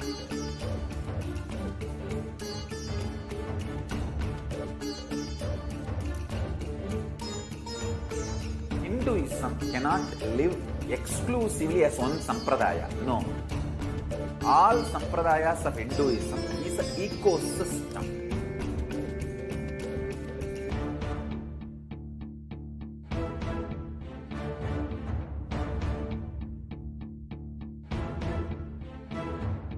So don't keep quiet thinking that if one sampradaya is attacked, only that sampradaya is going to be affected. All of us are ecosystem.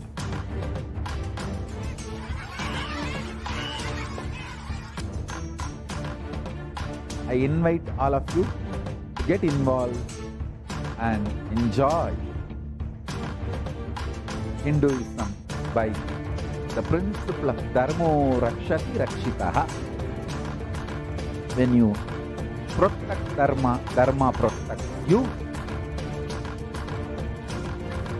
We will make the whole planet can flourish spiritually. The spiritual prosperity will happen to the whole planet can. We all have to coexist together.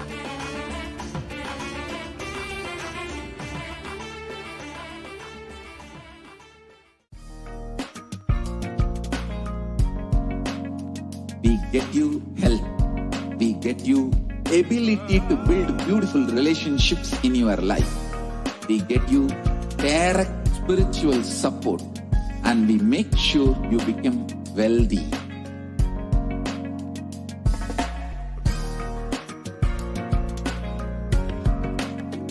We won't stop giving you just good life.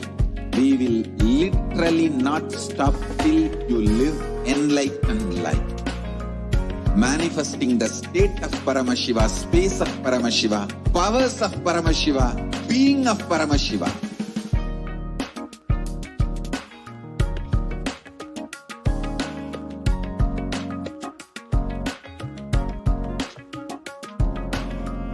Whole world should become e-Kailashian.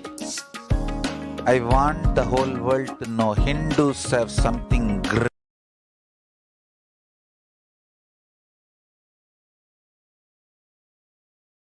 Herself expressing through the Supreme Pontiff of Hinduism. நீ சொல்லும் நபர்கள் போடும் சண்டை சச்சரவெல்லாம் எரியும் பெருநெருப்பில் இருக்கும் இரண்டு எலிகள் போடும் சண்டை போன்றது.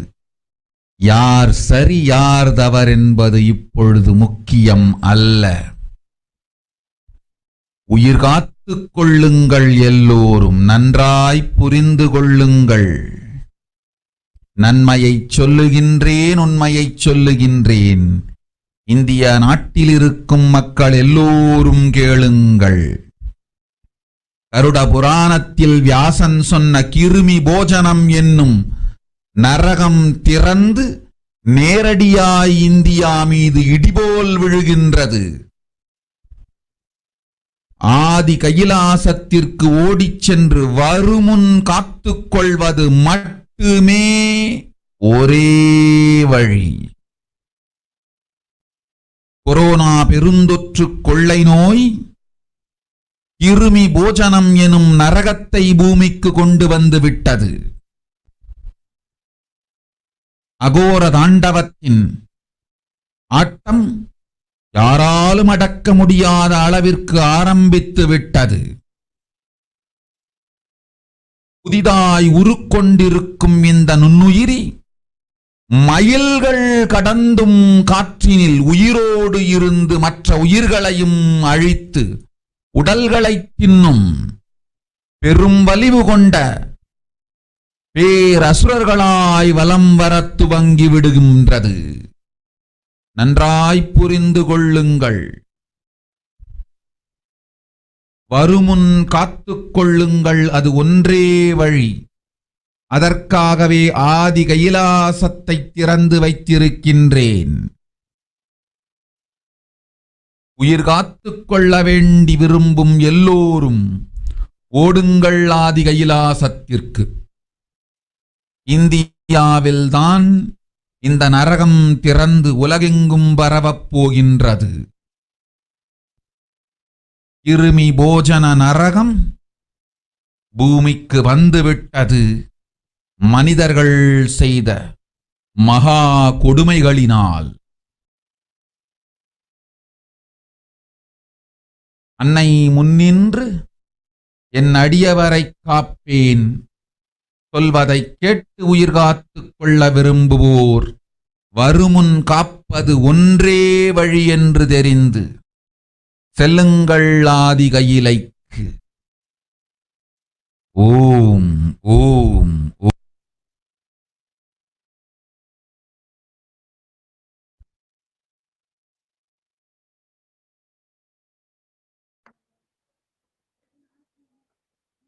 On 31st May 2021, during the Parashakti Akashic readings to the world, Devi revealed that everyone in India, all of you listen, the hell of Krimi Bhojanam, that is Krimi Bhojanam, that was mentioned by Vyasa in Garuda Puranam, has opened and is directly falling on India as thunder.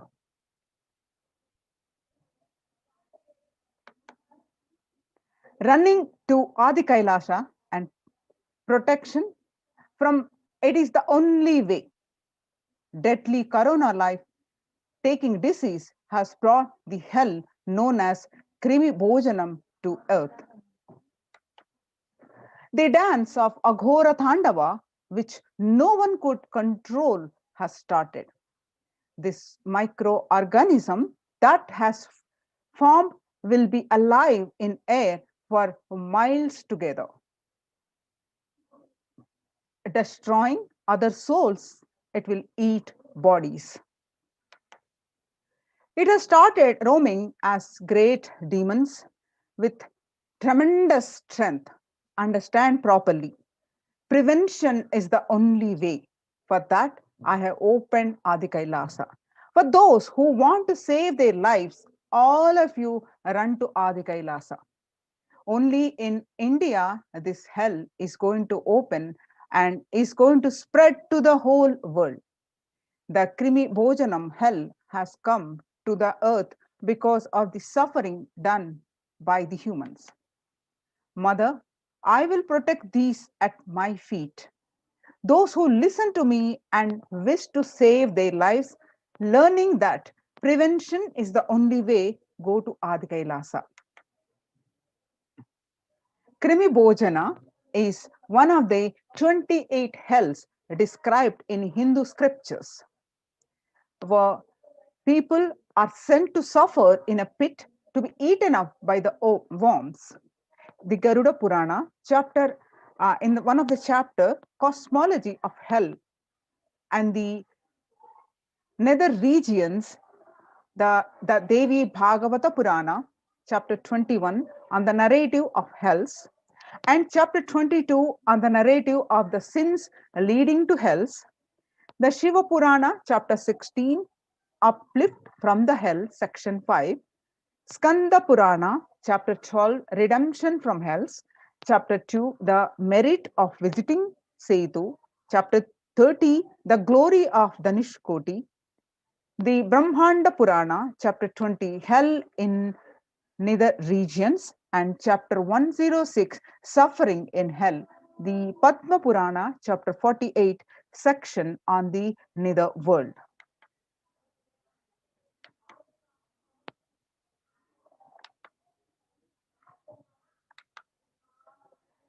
You can see the current state of the world. It was updated last 6th June 2021. The statistics of this widespread pandemic.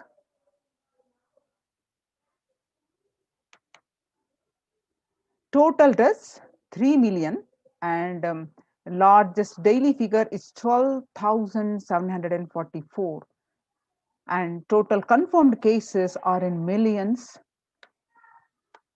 139 million, and latest daily figure is 837,000 around the world.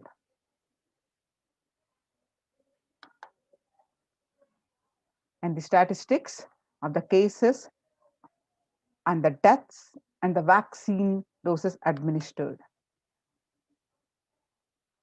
COVID is airborne. Scientists say now authorities think so.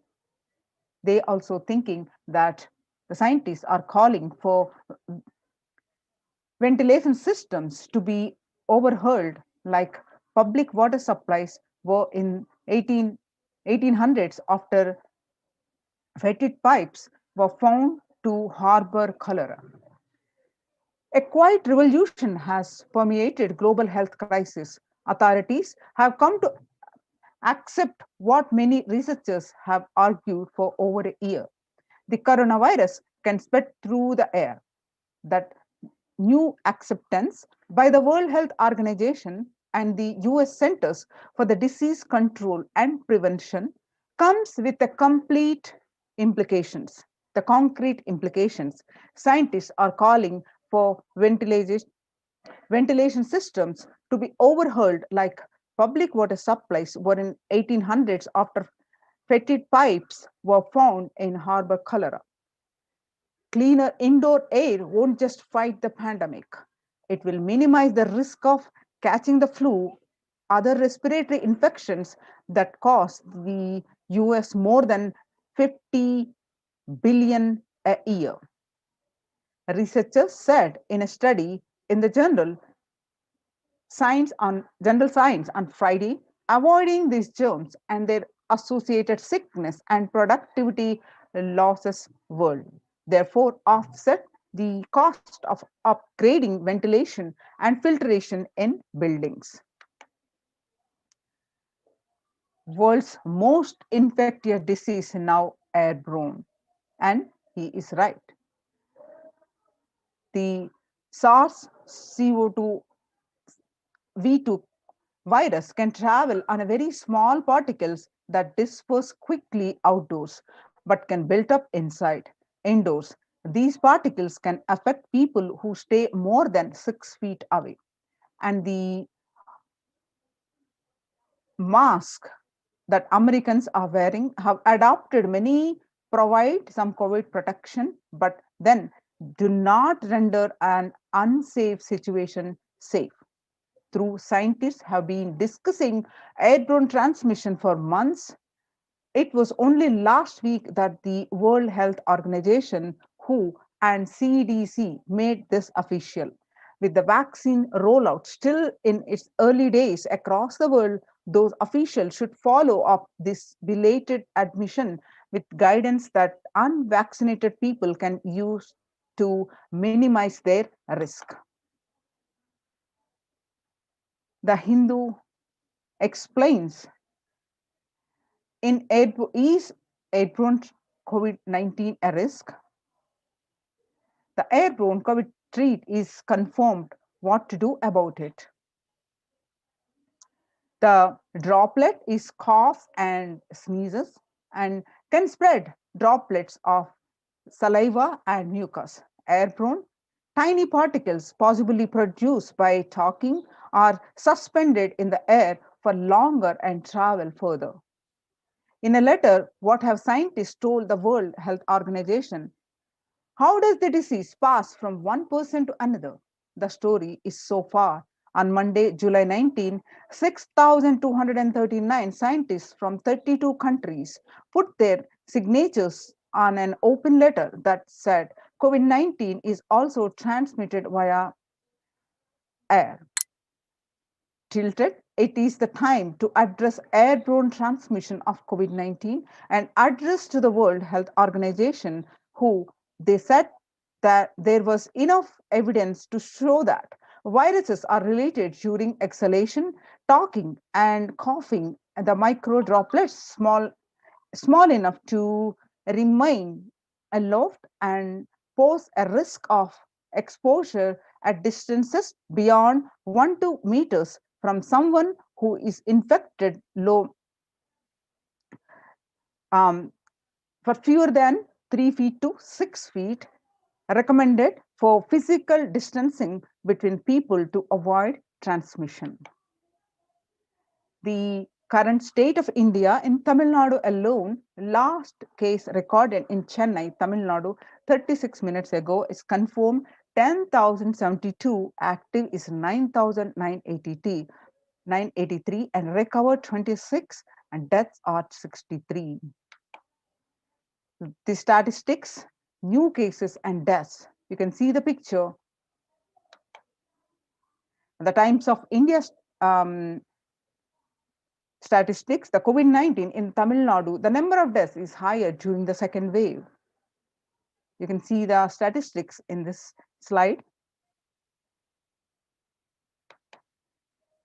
And you can see more statistics.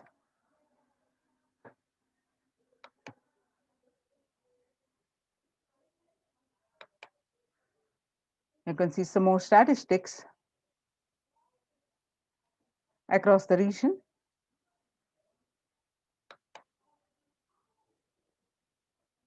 And the last case that we heard in the different state, Maharashtra.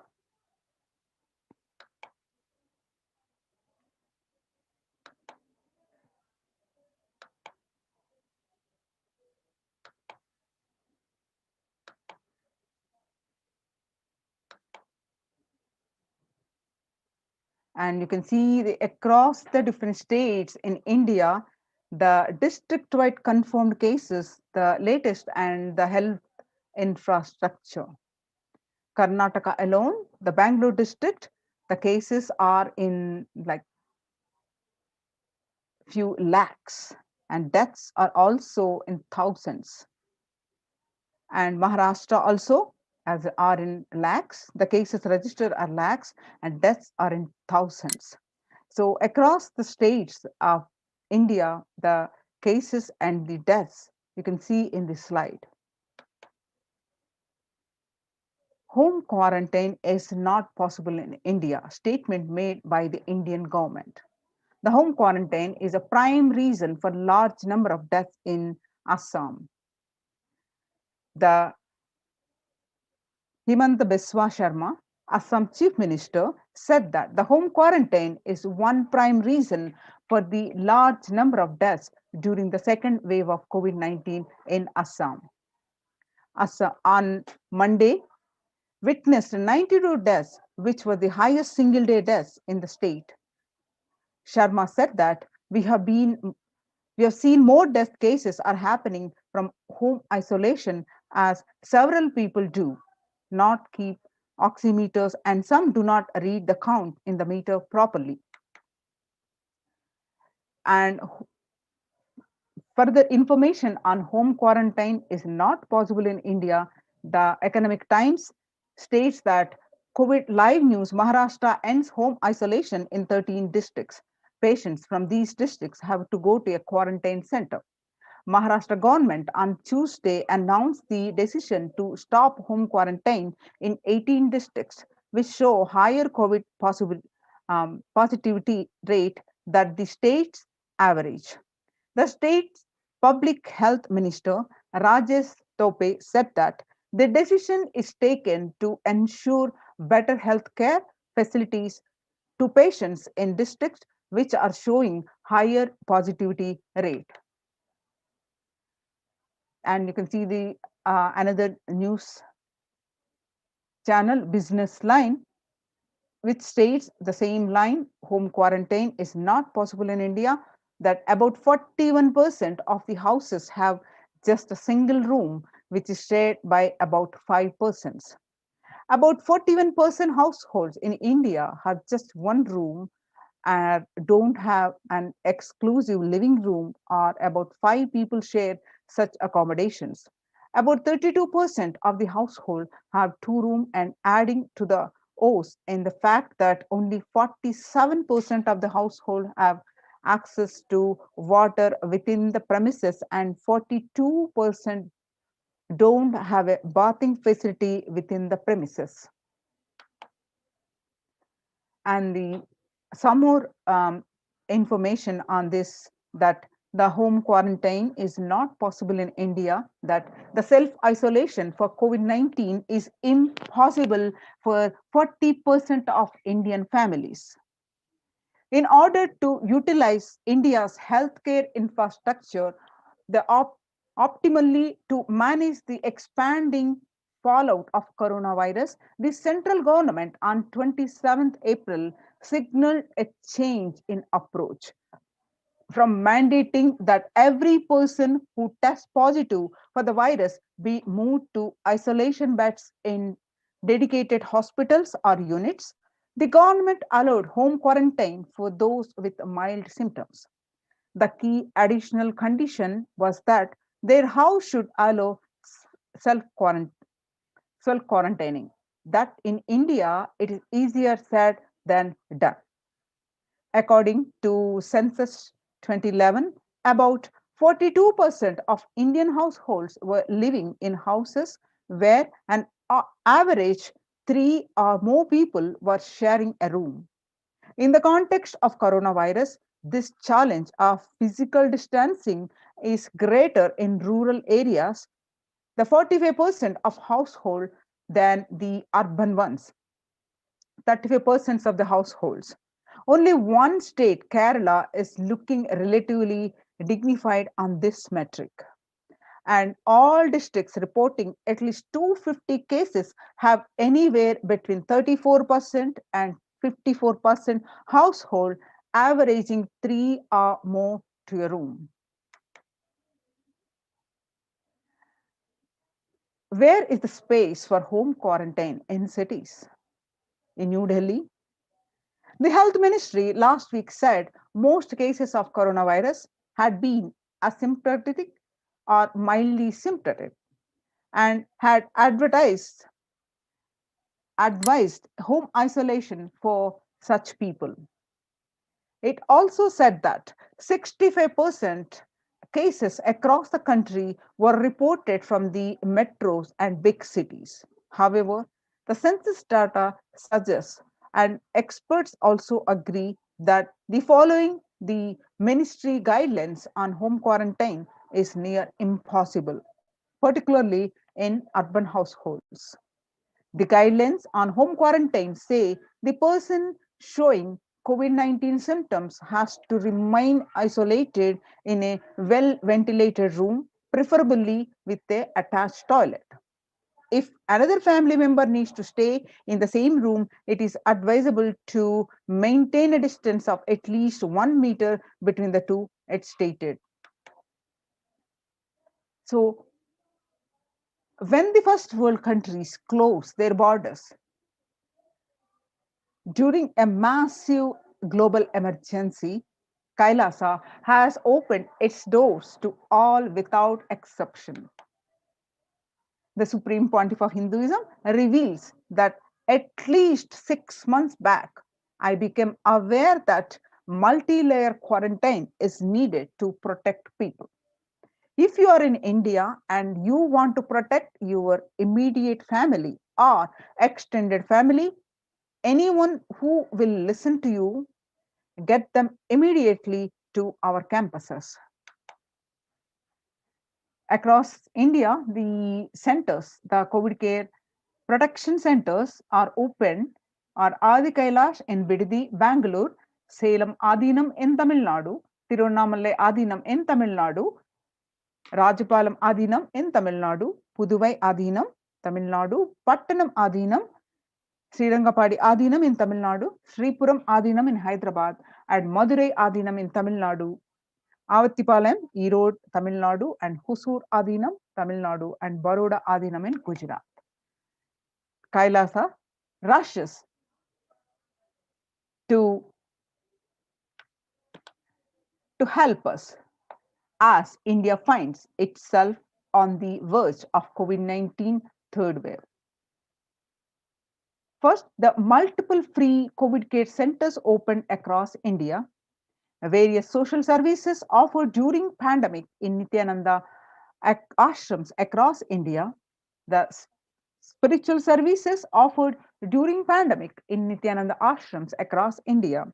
The cosmic revelations on global pandemic.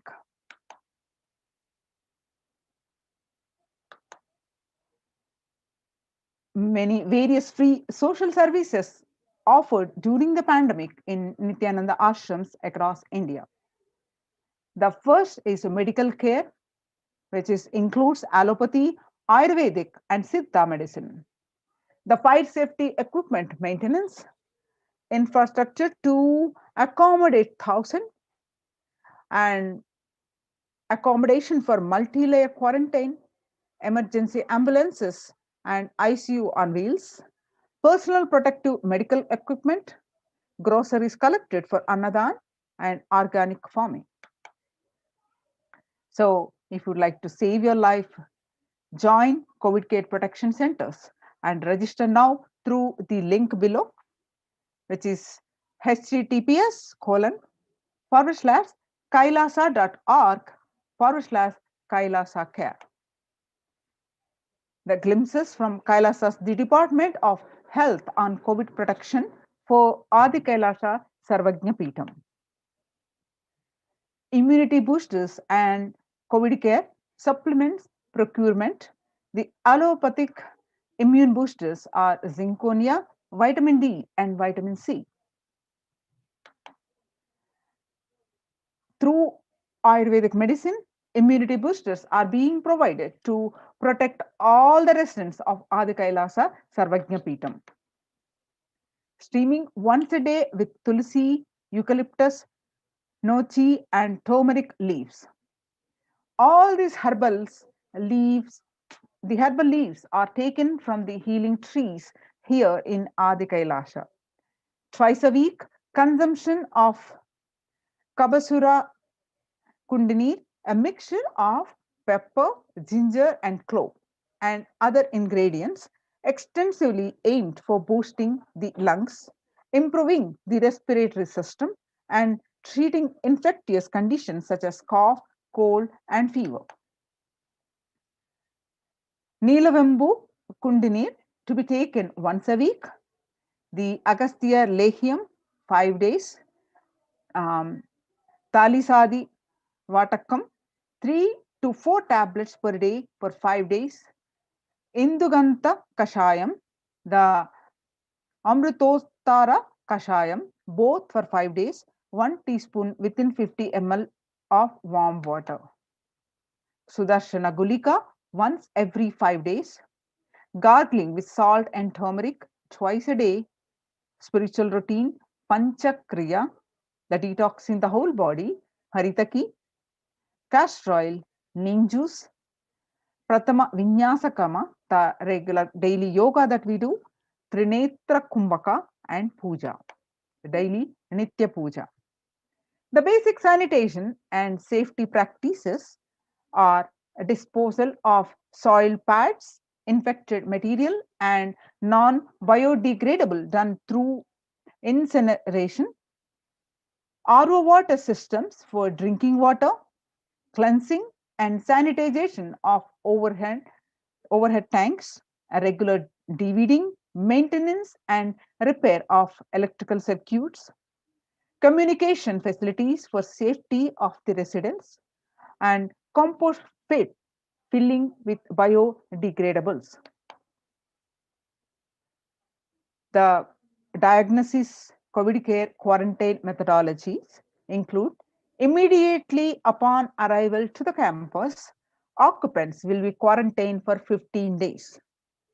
The swab test, the RT-PCR test to be done on day 5 of quarantine. All food handlers to be wearing mask and gloves and keeping distance. Disposal of waste food to be done with gloves and mask. Disposal of gloves and mask by incineration, and in case of an emergency, protective kits ready to hand to take a COVID positive patient to hospital.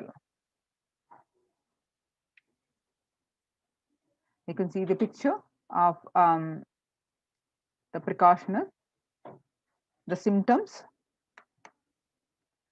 the hand washing and infection control. Washing hands as often thoroughly with soap and water or with alcohol-based hand sanitizer. Avoid sharing any items such as dishes, drinking glasses, cups, eating utensils, towels, bedding, or other items with other residents in the Adinam. The mask protection include wear a mask all the times when and if exposed to vendors or outside people. Double layer cotton mask should be changed every day up to 24 hours and can be reused after washing with a detergent and sun dried. If it gets wet by saliva, the secretions or sweat, change it and wear a single a dry mask. The wet mask can be stored in a sealed plastic cover and washed with detergent and reused later. The mask protection, you can see the pictures. The face shield. A face shield will be provided as an extra protective wear for people at the gate, interacting with the vendors and outsiders. The use of hand sanitizer, hand washing, regular streaming, taking of preventive kashayams, turmeric salt water gargling, and bathing with washing clothes with history of any exposure. If symptoms appear, which includes cough, fever, difficulty in breathing, he or she should immediately inform the medical person in charge immediately. The standard operating procedures of quarantine includes first line of quarantine, people in the first circle who are in contact with vendors, the area of stay confined to the outermost area where communication with the outside is happening with vendors, etc. The stay in a well ventilated single room, preferably with an attached separate toilet. The person should not come to contact with inmates of Adhinam, especially elderly people, the pregnant women, children, and persons with comorbidities, the hypertension, diabetes, heart problems, asthma, etc. Restrict his or her movement within the area or room, the first line of quarantine. Delivery of packages. All parcels received at the gate to be sanitized, spraying with disinfectant. All deliveries will be contactless delivery. Wearing of free coverings and hand gloves are mandatory if contactless delivery is not an option, or request the delivery to be left in a protected and isolated place. The outer packaging of the item or product will be disposed before it enters the Adhina. Packages will be quarantined before being delivered. All the delivery bags, boxes, and containers will be thrown away after transferring the items to their respective places. The surfaces of the package will be cleaned with a simple disinfectant and left to dry. All hands handling the packaging will be thoroughly washed with soap and water and or antibacterial solution frequently. All mail and packaged products, the non-perishable, will be left outside for 24 hours before using them.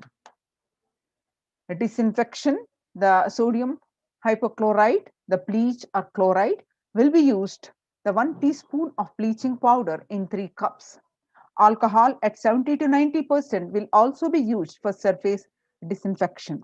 Clothes to be washed separately with detergent and dried. Sharing of items prevents the spread of the virus. Fever continues for more than 5 days. If some of the warning signs, fever returns to the second week after having been reduced for a day or two. Fever more than 101 Fahrenheit after day 4.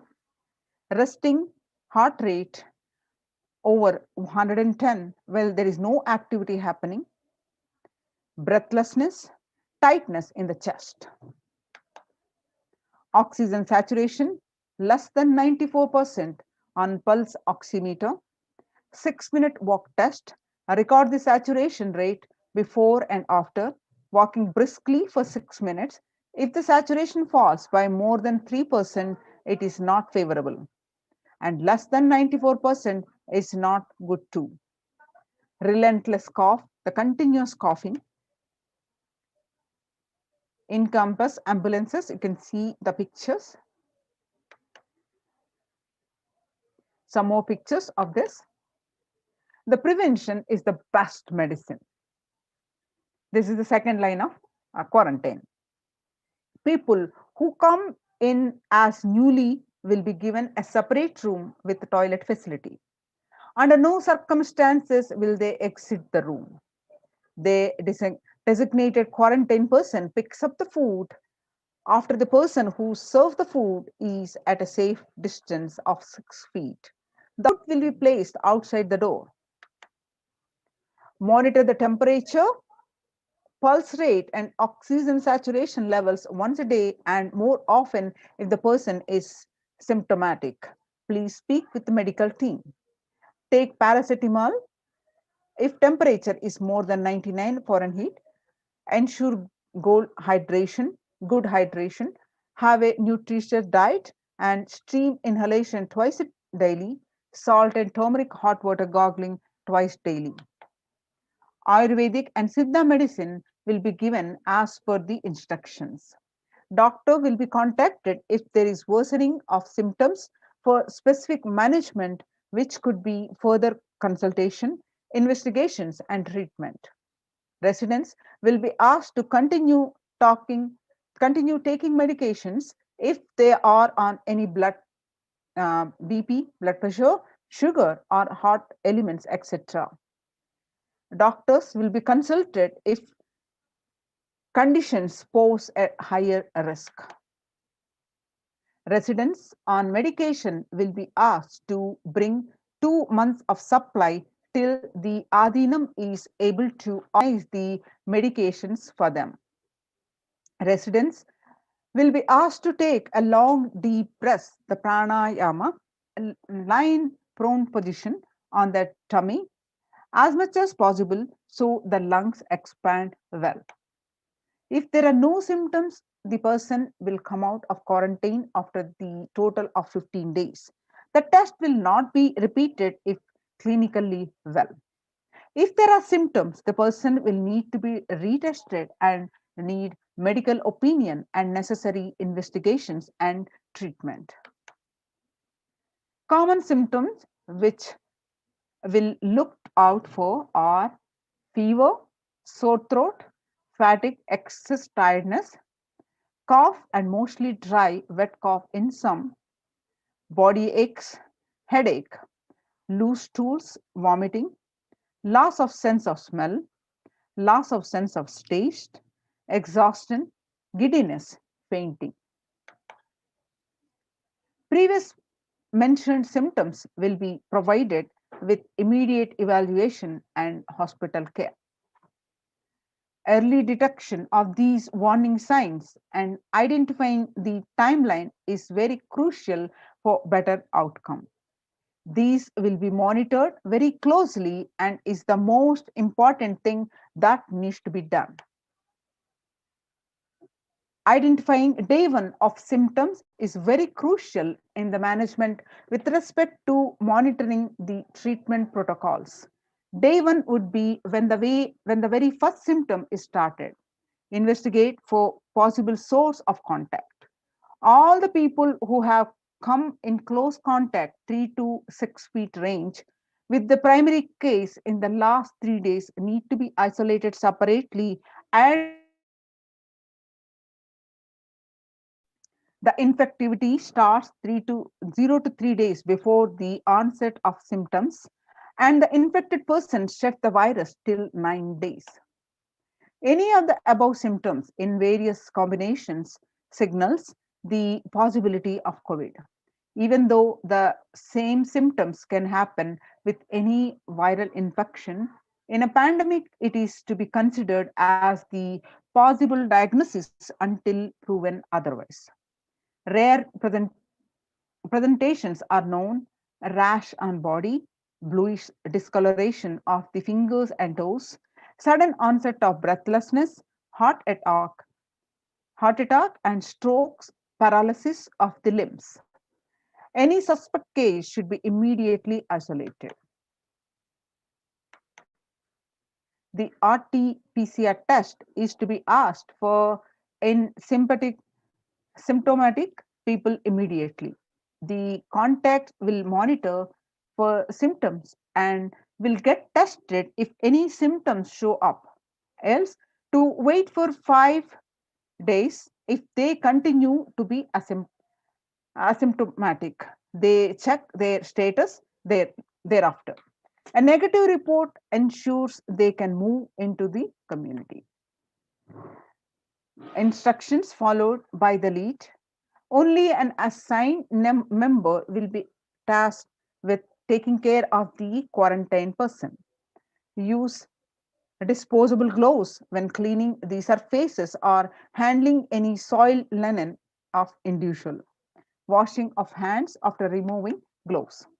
No visitors will be allowed in the vicinity of the quarantined person. In case the person being quarantined becomes symptomatic, all the close contacts taking care will be quarantined for 15 days and followed up for an additional 15 days or till the report of such a case turns out negative on lab testing. The environmental sanitization includes clean and disinfect frequently touch surfaces in the quarantine person's room, example the bed frames, tables, etc., daily with bleach solution. Clean and disinfect toilet surfaces daily with regular household bleach solution, the phenolic disinfectants. Clean the clothes and other linen used by the person separately using common household detergent and dry. The Adinavasis coming into the Adinam must take the following medical test. A result to be sent to Ma Santan Lakshmi, and you can email. The email is projected here. Results will be reviewed by the medical team at the Adi Kailasa Sarvajñapita female campus by Dr. Atmananjana and Dr. Santan Lakshmi and Dr. Ma Chandravidya RN. The medical tests include the blood test, mandatory requirements of medical tests. Blood test, the complete blood count with peripheral smear, blood group type, fasting and postprandial blood sugar, renal function test, blood blood and serum creatinine, VDRL, HBsAg, HIV, thyroid function test, serum T3, T4, TSH, ECG, liver function test, and lipid profile tests. Please get your RT-PCR test for COVID-19 taken 2 days before coming into the Adhinam and send it to the previous mentioned email address to get clearance. The medical team will communicate to the admin of the respective Adhinam which regards to the medical status and approval status. Once communicated to the person should come into the Adhinam within 24 to 48 hours of the test. If there are any pre-existing medical issues like hypertension, diabetics, or any other chronic diseases and comorbid situation, please bring in a recent reports and the prescription from the attending doctor. A medical form will need to be filled in by all the new occupants. A legal disclaimer will also be required to be signed. All the people in the quarantine will be monitored for temperature rise, oxygen status, and other symptoms during the period of quarantine. Anyone with symptoms should be reported immediately. The designated quarantine person will be responsible to monitor the pulse oximeter and temperature daily. The equipment should be sanitized after every use, and knowledge for the same will be given to the medical team. The report of these recordings will be reviewed by the medical team daily. During the quarantine period, certain Ayurvedic and Siddha preparations, streaming, saline, and turmeric water goggle and other immune booster will be given by the caregivers, which has to be followed strictly. The rules and regulations include after 15 days they can be out of quarantine. Please follow the basic guidelines of living in the Adhinam, some of which are listed below. Smoking, drinking, drugs, substance abuse is strictly prohibited. Consumption of non-vegetarianism food is strictly prohibited. Illicit sex is strictly prohibited. Please follow the basic etiquette like traditional Indian clothing, personal and environmental cleanliness, and hygiene. Maintaining the sanitation of the Adhinam include the following measures below will help prevent in the spread of infections in the Adhinam, such as colds, flu, and stomach bugs, and protect the Adhinavadis. Make sure the workplace are clean and hygienic. Surfaces that are desks and tables and objects that, example, the telephone, keyboards, need to be wiped with the disinfectant regularly to prevent. Promote a regular and thorough hand washing by the Adinavasis. Please keep sanitizing hard rub dispensers in prominent places around the workplace. Make sure these dispensers are regularly refilled.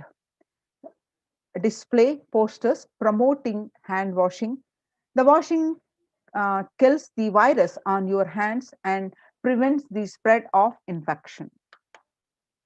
Promote good respiratory hygiene in the workplace, display posters promoting respiratory hygiene. Good respiratory hygiene prevents the spread of infection. Anyone with even a mild cough or low-grade fever with 37.3 Celsius or more need to be monitored by health personnel with isolation even if symptoms are mild. They should wear ordinary surgical face masks rather than N95 face masks in their quarantine room. Medications such as paracetamol, ibuprofen, or aspirin may mask symptoms of infection. Ensure and pre-order sufficient supplies and materials, including masks, tissues, and hand sanitizers for all the people. The travel precautions include travel outside of the Adinam must be discussed with the medical department. No one is leave the premises without approval. Plan of action when someone is infected with COVID-19. The plan should cover putting the ill person in an area where they are isolated from others. Local health authorities will be notified. The medical team have a working relationship with good hospital for any medical emergency. Please note down emergency contact numbers of the hospitals where you may have to shift people to. All the medical team members and the admins will have it with them for immediate reference. You can see the oxygen concentrators in case of emergency. Join now for the COVID Care Protection Center. Register now through the link below, https://kailasa.org/Kailasa Care. So now we'll have a short break and we are going to move on to the next segment.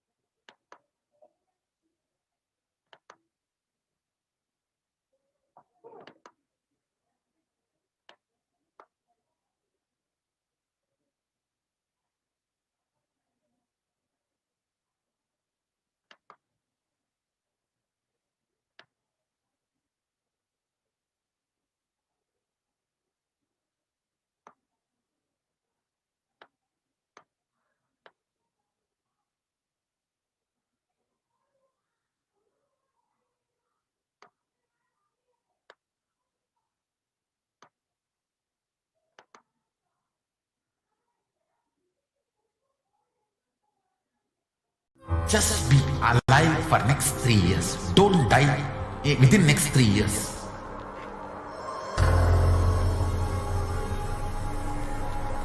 Just don't die within next 3 years.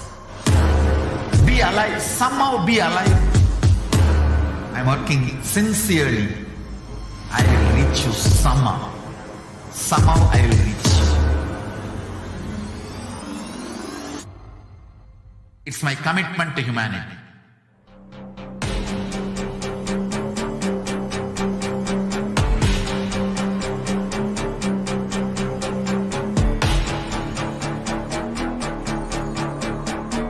Just don't die within next 3 years.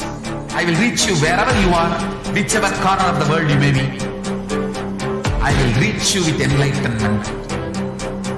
You manifesting the space, state, powers, being, Paramashivoham. It is possible, and it is possible for you.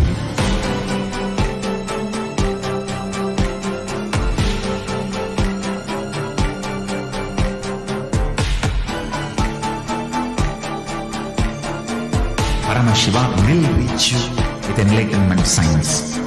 I know he is going to do the job. Just be alive for next 3 years. Nothing else. What I mean by the word e-Kailasa, listen intensely. Enlightenment ecosystem, literally enlightenment itself, in your own home, wherever you are. If you cannot come to Kailasa, it's okay. Kailasa can come to you. Kailasa coming to you is e-Kailasa.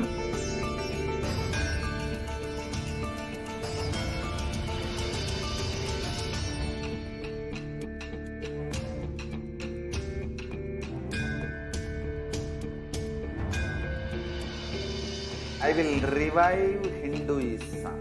I am a Hindu revivalist, not by any revolution, but by evolution.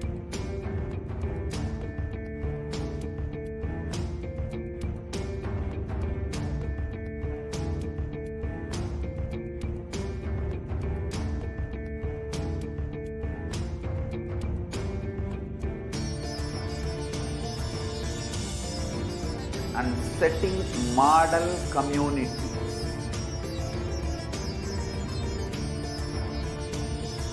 Kailasas, enlightenment ecosystems, Sarvanya Peethas all over the world.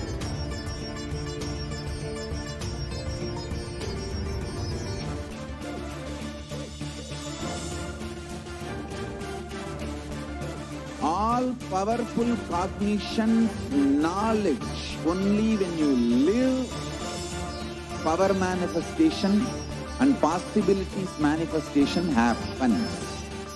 It's a fundamental truth.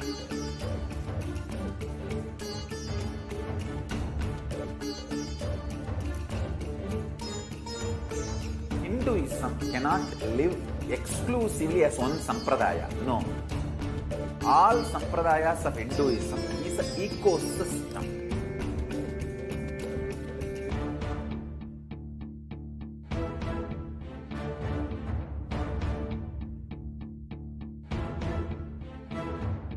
So don't keep quiet thinking that if one sampradaya is attacked, only that sampradaya is going to be affected. All of us are ecosystem.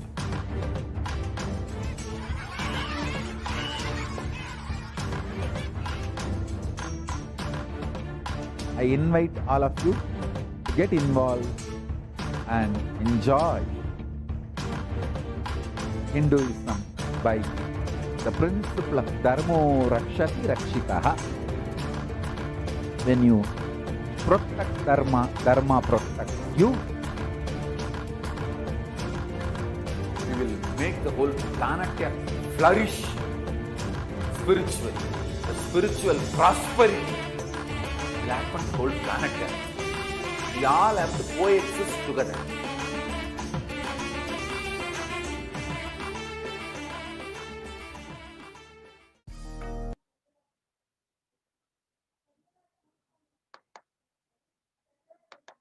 Yes. Now, in the Adi Kailasa and other COVID care protection centers, how the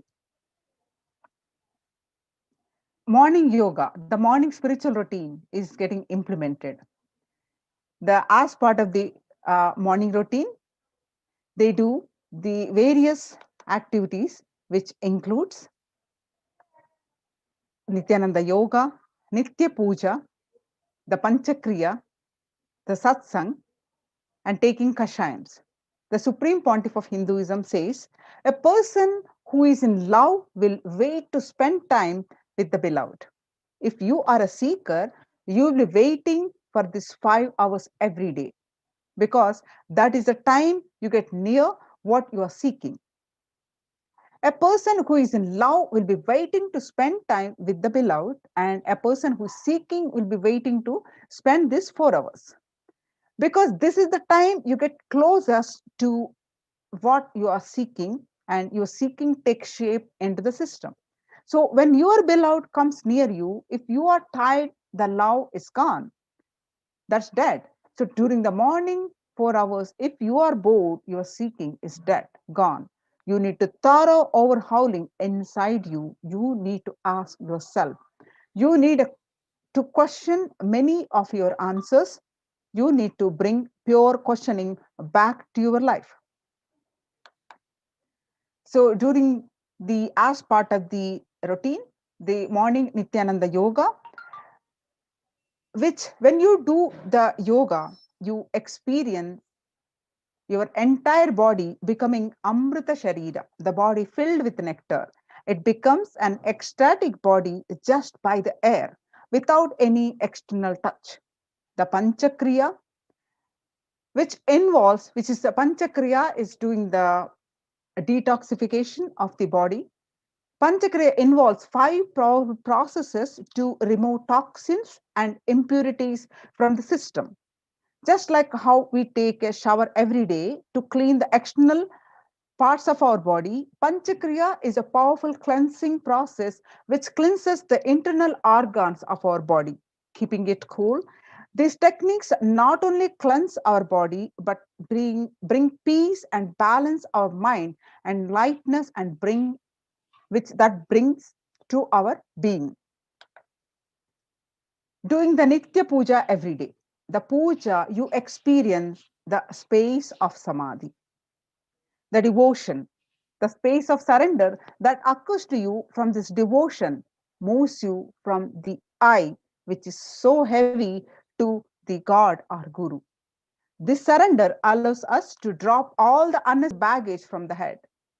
So, one of the beautiful pujas in Hinduism is Rudrabhishekam. In Rudrabhishekam, we offer sacred bath to a Shivalinga while chanting the powerful mantras. The Shivalinga is a deity which beautifully represents the divine. It is its form indicates how God is beyond form and formless. We sit down and connect with God by performing Rudrabhishekam. O Sadashiva, Paramashiva, O God, I know you are the source of everything. You are everything, and you are in this Shivalinga, and you are in this body. Let me connect with me. Let you reveal yourself to me. When we sit with that in that power, when we and do the action of Rudrabhishekam, we experience the Bhava Samadhi. Only in Bhava Samadhi can give us the highest taste and higher joy in life. Rudrabhishekam is a beautiful ritual which allows us to experience the Bhava Samadhi of Shivoham, that I am divine. You will manifest Shaktis and spiritual powers with morning routine. So if you just follow this morning 5 hours, enough. You will have a walk Shakti, all Shaktis manifesting in you, because all the obstacles for manifesting Shaktis, tiredness and boredom, pitta, fatigue, and everything will be churned out in that morning 5 hours.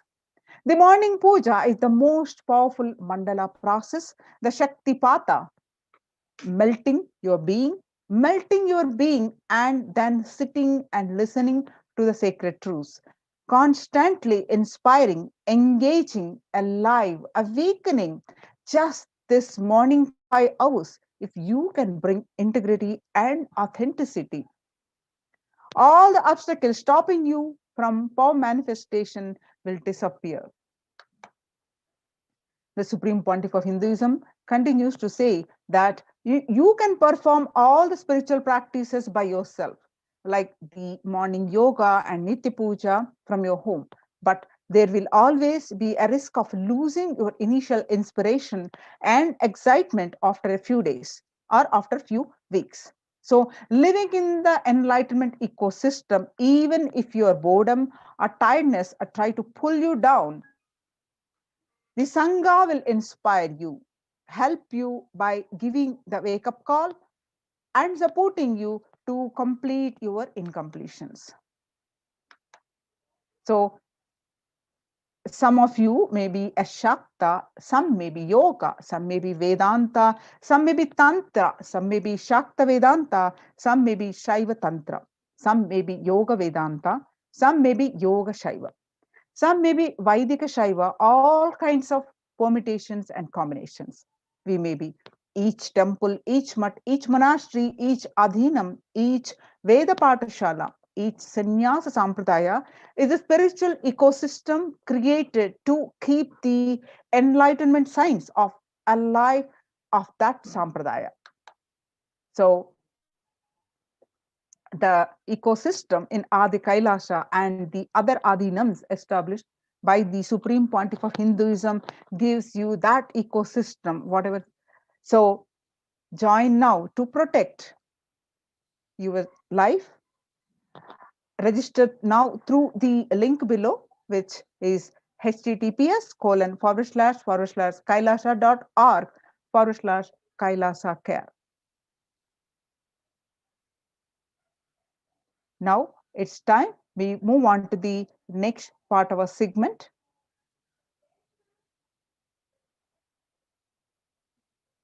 After a short break, and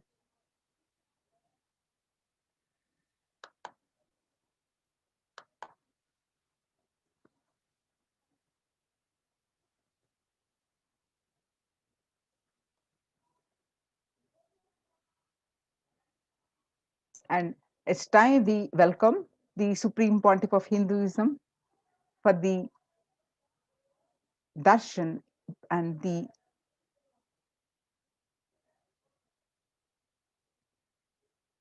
infinite blessings that we are going to receive.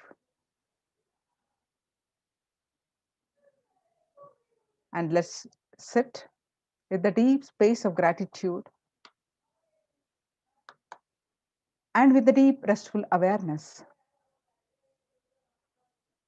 and a strong feeling connection with the Supreme Pontiff of Hinduism. We are just a few hours away for the Guru Purnima. On this occasion, let's all offer our gratitude.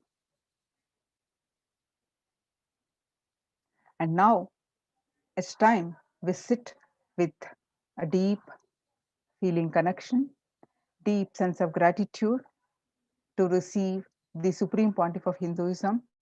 Let's start chanting the Mahavakya. Om Nithyananda Paramashivoham.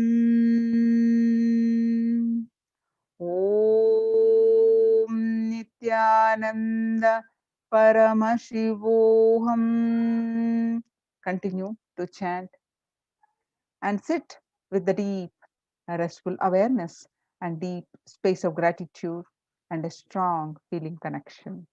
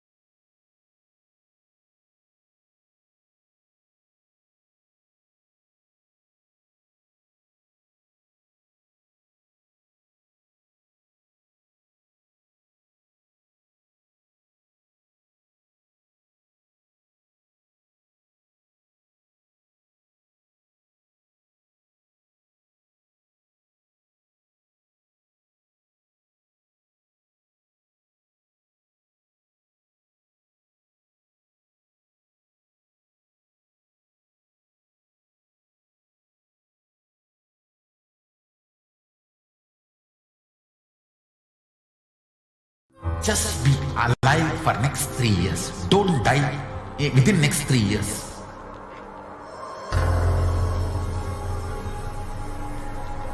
Just don't die within next 3 years. Be alive. Somehow be alive.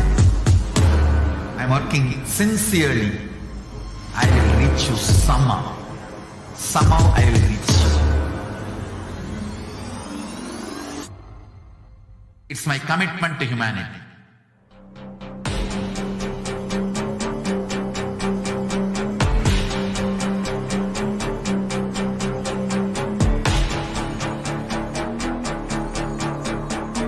Just don't die within the next 3 years. I will reach you wherever you are, whichever corner of the world you may be. I will reach enlightenment. You manifesting the space, state, powers, being Paramashivoham. It is possible, and it is possible for you.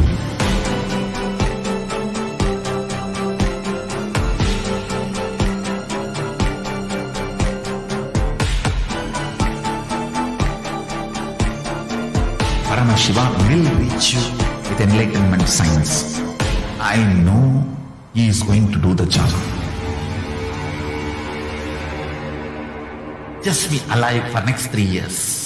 Nothing else. What I mean by the word e-Kailasa, listen intensely. Enlightenment ecosystem, literally enlightenment itself, in your own home, wherever you are. If you cannot come to Kailasa, it's okay. Kailasa can come to you. Kailasa coming to you is e-Kailasa.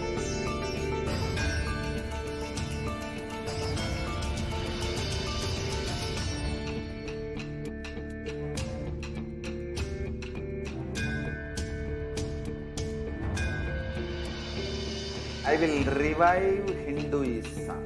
I am a Hindu revivalist, not by any revolution, but by evolution.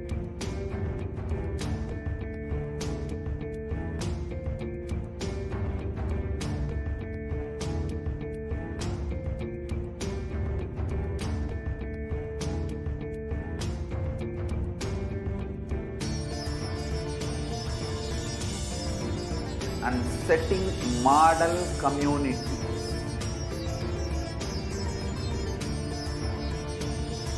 Kailasas, enlightenment ecosystems, Sarvanya Pitas all over the world.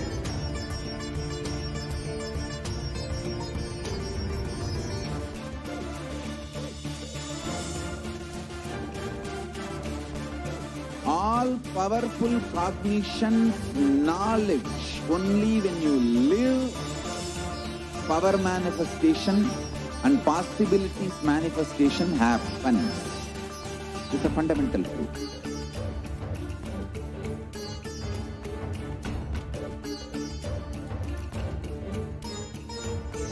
Hinduism cannot live exclusively as one sampradaya. No. All sampradayas of Hinduism is an ecosystem.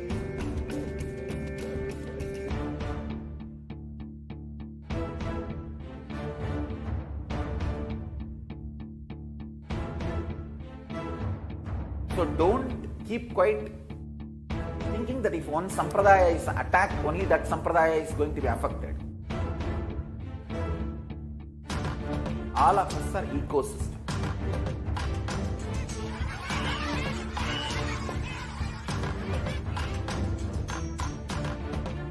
I invite all of you to get involved and enjoy Hinduism by the principle of Dharmo Rakshati Rakshitaha. When you protect Dharma, Dharma protects you. We will make the whole planet flourish spiritually. The spiritual prosperity will happen to the whole planet. We all have to coexist together.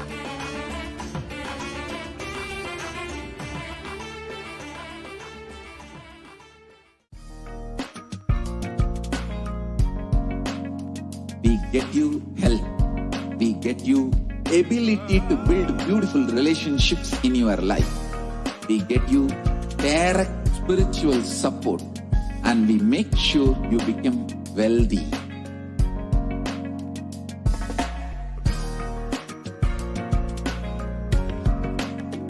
We won't stop giving you just good life. We will literally not stop till you live enlightened life. Manifesting the state of Paramashiva, space of Paramashiva, powers of Paramashiva, being of Paramashiva.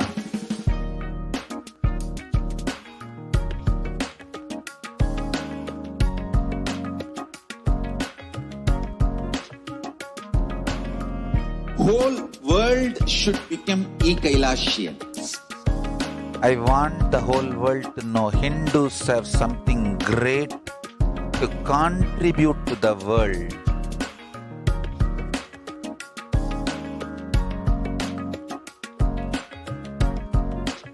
We have something great to contribute to the world. Let us do that.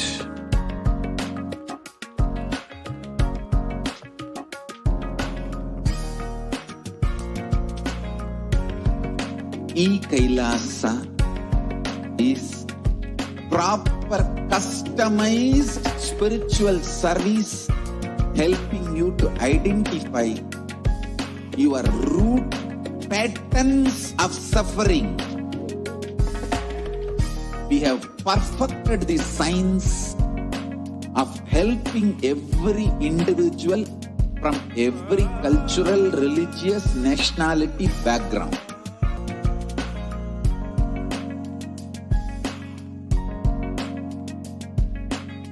You will have lowest reactionary assumptions, highest awakened response, alive response for life continuously.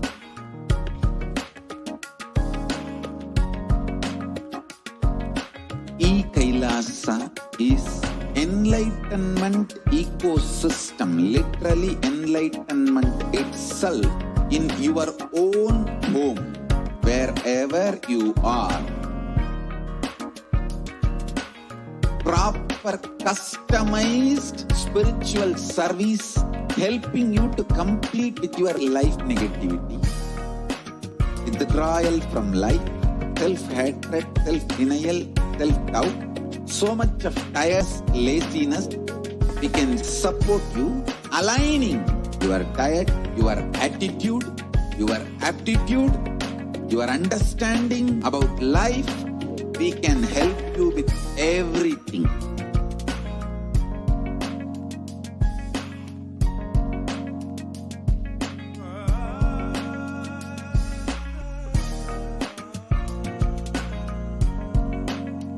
If you are interested in enlightenment, we will immediately bring this to you. If you are not interested, we will explain the whole science, inspire you, and make you interested in enlightenment time. We need to cater this enlightenment science to the whole world wherever they are, because enlightenment is the birthright of all human beings. Kaila is responsible to provide that to all human beings.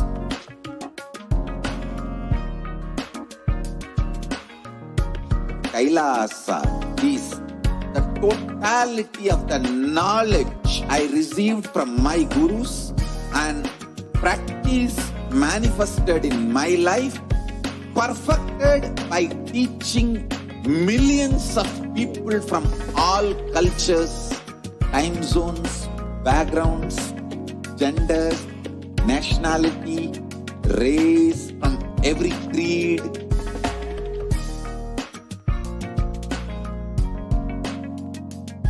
So this absolutely perfected knowledge available to you, served to you in your home without even you moving out of your couch, free of cost.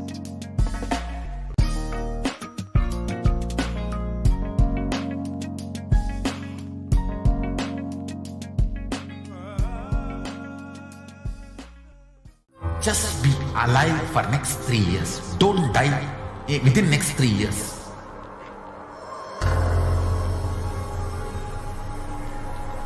Just don't die within next 3 years. Be alive. Somehow be alive. I'm working sincerely. I will reach you somehow. Somehow I will reach you. It's my commitment to humanity.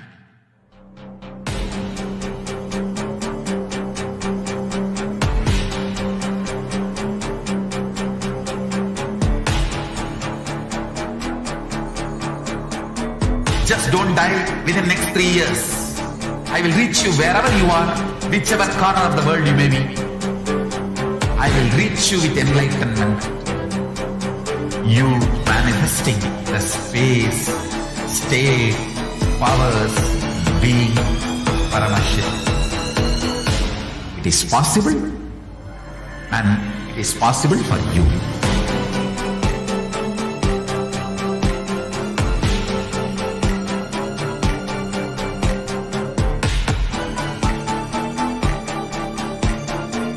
Paramashivoham will reach you with enlightenment science. I know he is going to do the job. Just be alive for next 3 years. Nothing else. What I mean by the word E-Kailasa, listen intensely. Enlightenment ecosystem, literally enlightenment itself, in your own home, wherever you are. If you cannot come to Kailasa, it's okay. Kailasa can come to you. Kailasa coming to you is E-Kailasa.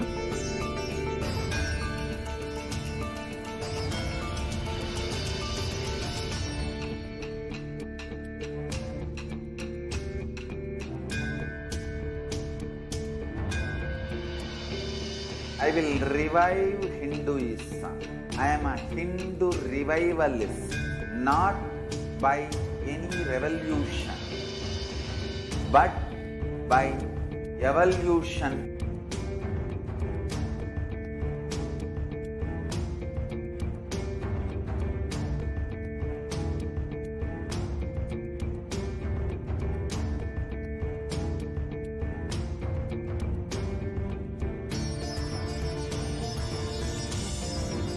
And setting model communities.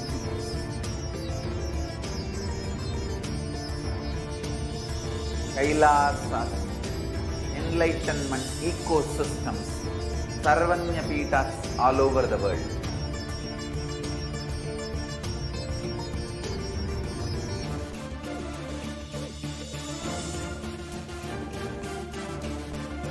All powerful cognition, knowledge, only when you live, power manifestation and possibilities manifestation happens.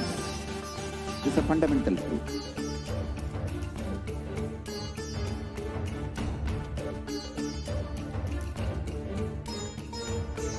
Hinduism cannot live exclusively as one sampradaya. No.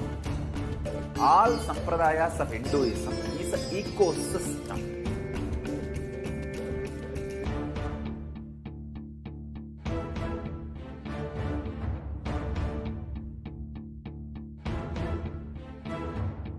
So don't keep quiet thinking that if one sampradaya is attacked, only that sampradaya will be affected. All of us are ecosystem.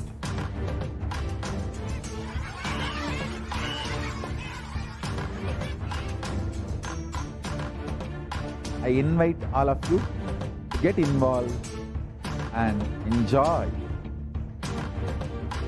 Hinduism by the principle of Dharmo Rakshati Rakshitaha.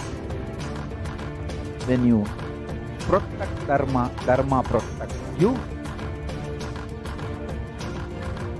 We will make the whole planet flourish spiritually. the spiritual prosperity will happen to the whole planet Earth. We all have to coexist together.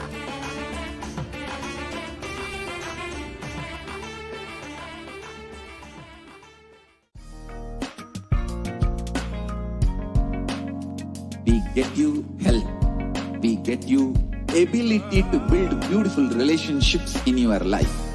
We get you direct spiritual support, and we make sure you become wealthy.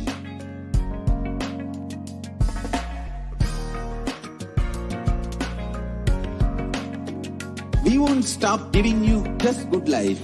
We will literally not stop till you live enlightened life. Manifesting the state of Paramashiva, space of Paramashiva, powers of Paramashiva, being of Paramashiva.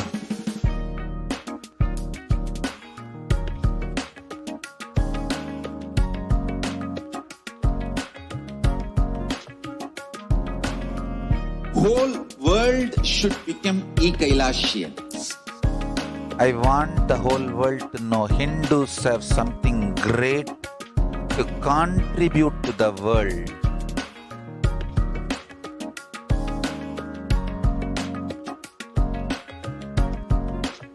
We have something great to contribute to the world. Let us do that.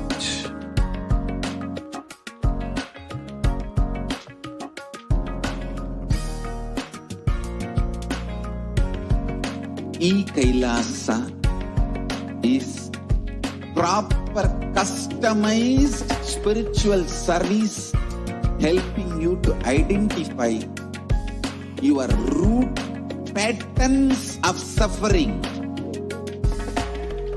We have perfected the science of helping every individual from every cultural, religious, nationality background.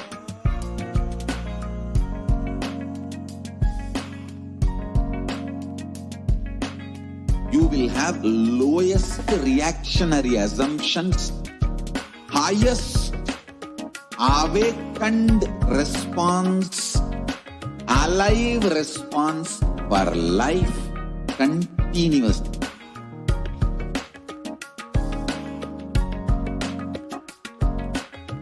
Kailasa is enlightenment ecosystem, literally enlightenment itself in your own home, wherever you are.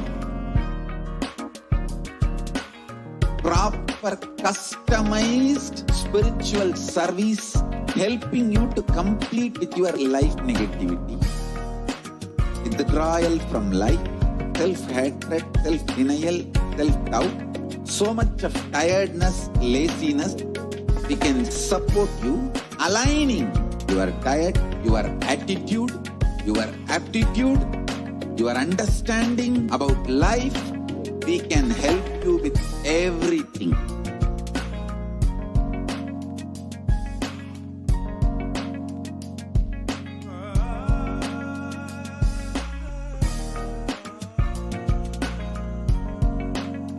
If you are interested in enlightenment, we will immediately bring this to you. If you are not interested, we will explain the whole science, inspire you and make you interested in enlightenment time. We need to cater this enlightenment science to the whole world wherever they are, because enlightenment is the birthright of all human beings. Kailasa is responsible to provide that to all human beings.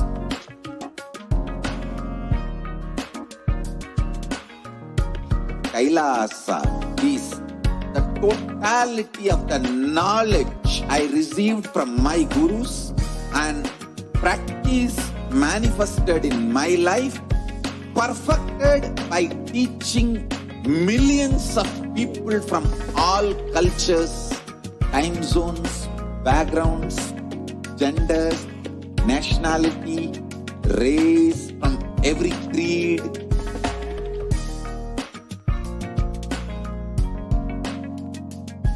So this absolutely perfected knowledge available to you, served to you in your home without even you moving out of your couch, free of cost.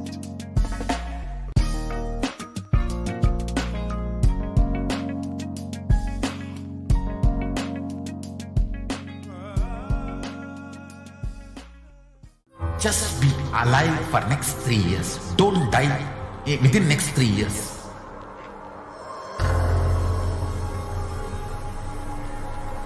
Just don't die within next 3 years. Be alive. Somehow be alive. I'm working sincerely. I will reach you somehow. Somehow I will reach you. It's my commitment to humanity.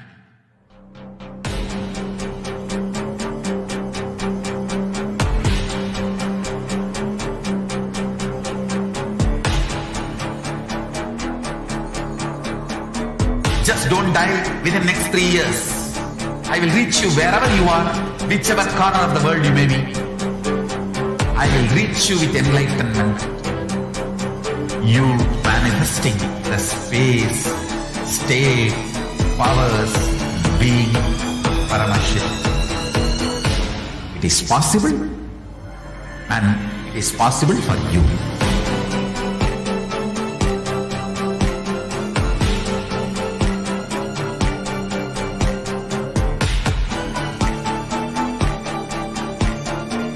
Paramashivoham will reach you with enlightenment science. I know he is going to do the job. Just be alive for next 3 years. Nothing else. What I mean by the word e-Kailasa, listen intensely. Enlightenment ecosystem, literally enlightenment itself in your own home, wherever you are. If you cannot come to Kailasa, it's okay. Kailasa can come to you. Kailasa coming to you is e-Kailasa.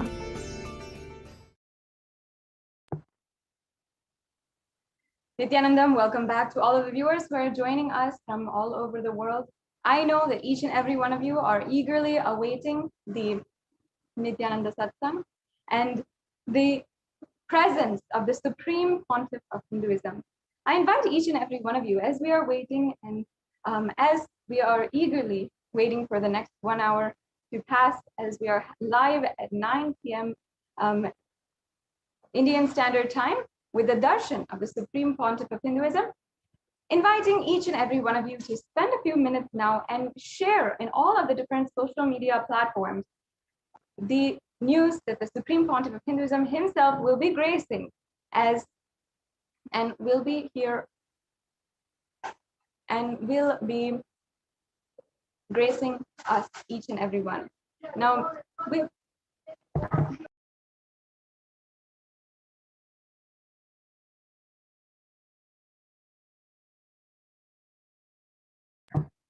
so make sure that you're going ahead and sharing in all the different social media platforms, Facebook, Twitter, wherever you're spending time.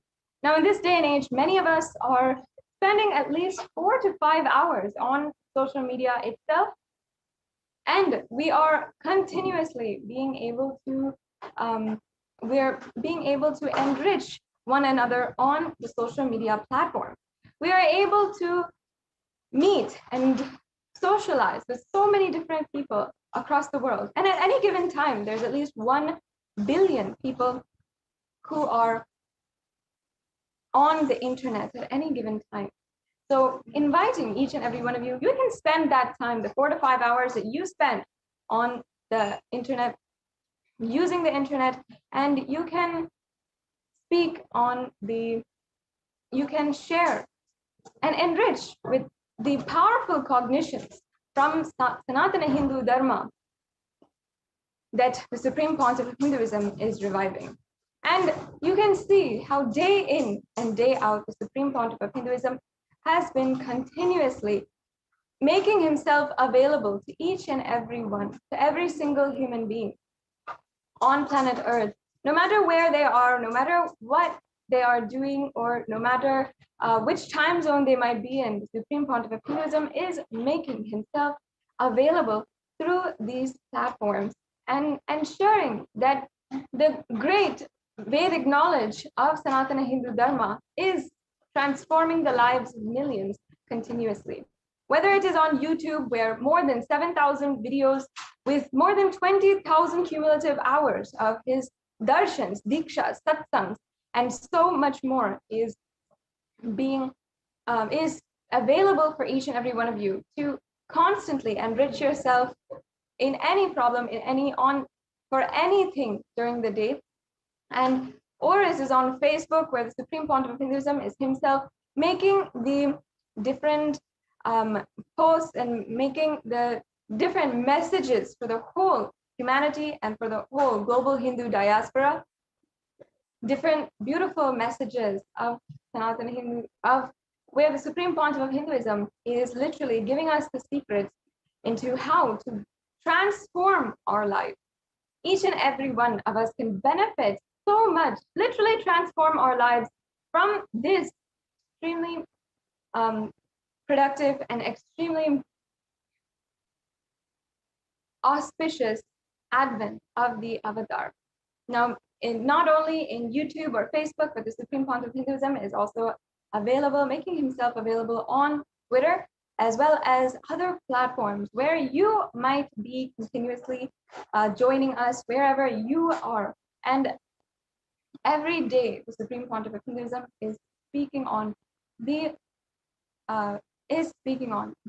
latest breakthrough thought current, breakthrough satsang, with so much of upliftment for the whole humanity to achieve this superconscious breakthrough.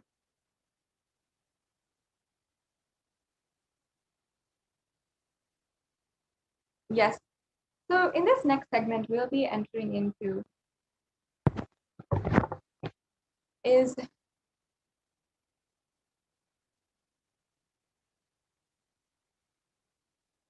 the next segment we'll be entering into right now is understanding the persecution against the Supreme Pontiff of Hinduism. So we'll be now understanding, and I'm 100% sure, perhaps many of you, or maybe not, if you have not already, you have to know the news that the United Nations has recognized the persecution against the Supreme Pontiff of Hinduism. And after the tremendous hard work and dedication of the Supreme Pontiff of Hinduism to end violence against women in India and for Hindus around the world, the Supreme Pontiff of Hinduism has brought the persecution against the women ongoing in India and Hindu women of Kailasa especially to the global platform. Now, the UN Special Rapporteur has recognized the amount of work that the Supreme Pontiff of Hinduism has done to bring out, to give a voice and eliminate the violence against victims and give a voice to the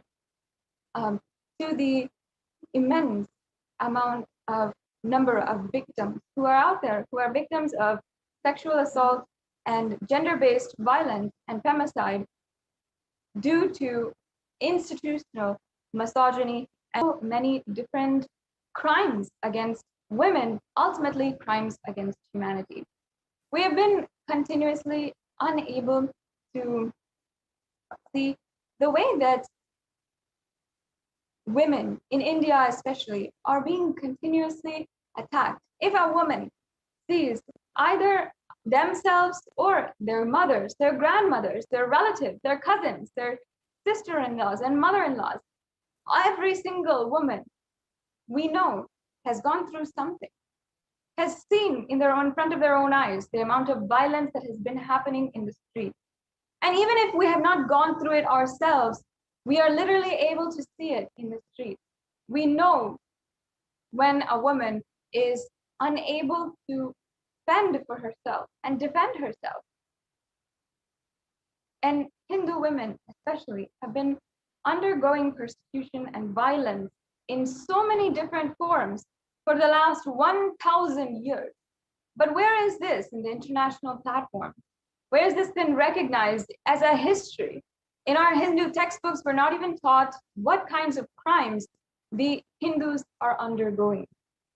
And unfortunately, due to this, that is why the situation for women will continue to worsen if we don't do something now. The Supreme Pontiff of Hinduism is the only hope, even for ending violence against women. Today, in this next segment, I'd like to briefly go over with each and every one of you the details of the attacks against the Supreme Pontiff of Hinduism and against the women of Kailasa.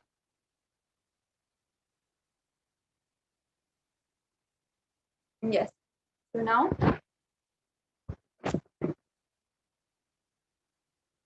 I just like to briefly go over the timeline of the 2012 attack, where 16 women of Kailasa were arbitrarily arrested illegally, and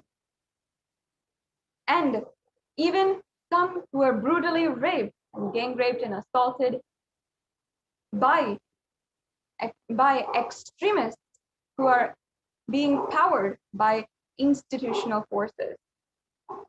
Now, on the 7th of June 2012, the Supreme Pontiff of Hinduism held a press meeting to reveal the truth about the false accuser and the media mafia attack 2 times in a single day. The media mafia leader, Ajit, filed a police complaint alleging that he was slapped, and specifically that his belly was slapped. On the 8th of June, the second press meeting to reveal what was going on during the previous day, to tell the truth again, was being held. And again, the media mafia attacked.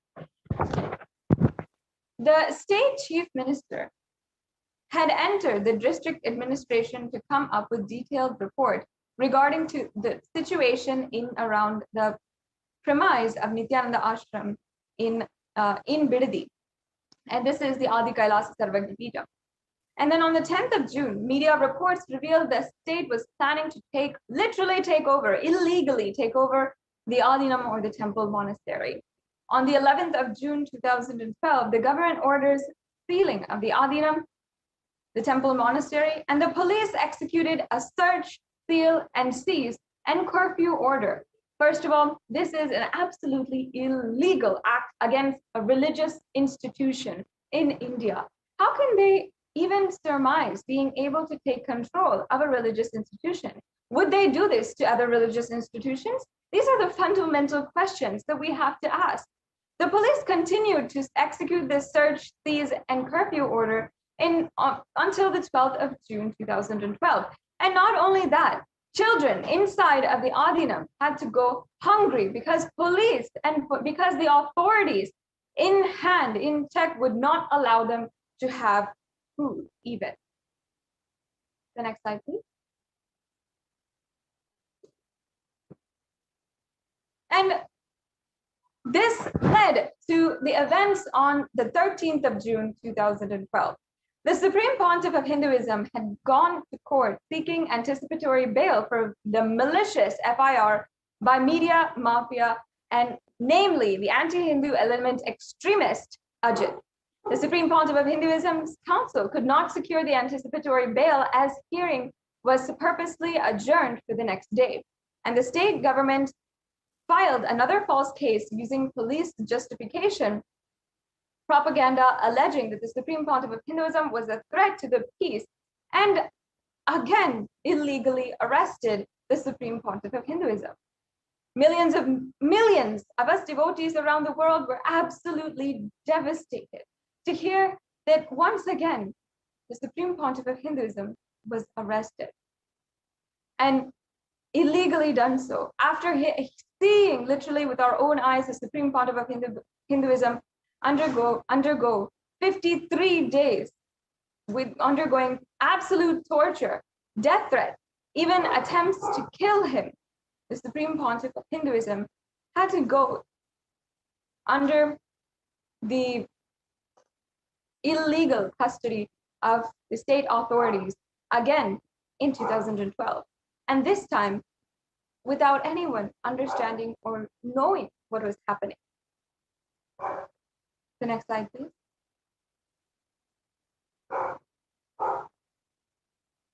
On the 13th of June 2012 is when the Supreme Pontiff of Hinduism came to seek anticipatory bail. And since 2010, the anti-Hindu terrorists and anti-Guru mafia had attacked the Supreme Pontiff of Hinduism and tried all kinds of character and assassination against the Supreme Pontiff of Hinduism until they found that they were not able to shake or destroy the Supreme Pontiff of Hinduism. The strategic move of the anti-Hindu military forces was to threaten and attack the Supreme Pontiff of Hinduism and put their future into insecurity. And on the 11th of June 2012, the CM of Karnataka ordered for the sealing of the ashram, the Adi Kailasa Sarvagna Peetham, and the temple. This summoning of the medical records by the USA court debunking the false case against the Supreme Pontiff of Hinduism was a slap on the face of the state police media mafia nexus. They tried everything to suppress this truth and intensify the attacks on the Supreme Pontiff of Hinduism to somehow eliminate or break him. They tried the ultimate weapon, threatening the lives of and future of disciples of the Supreme Pontiff of Hinduism. And the anti-Hindu terrorists and anti-Guru Hindu mafia knew the Supreme Pontiff of Hinduism will do any tyaga to protect his disciples and the truths of Hinduism. That is where they hit the Supreme Pontiff of Hinduism and held hostage the future of the disciples of the Supreme Pontiff of Hinduism. The Supreme Pontiff of Hinduism did the Sarva Parityaga of himself as he came to court seeking anticipatory bail, very well knowing he will not get justice and instead he will be facing an assassination attempt, inhuman tortures, dehumanization, and more.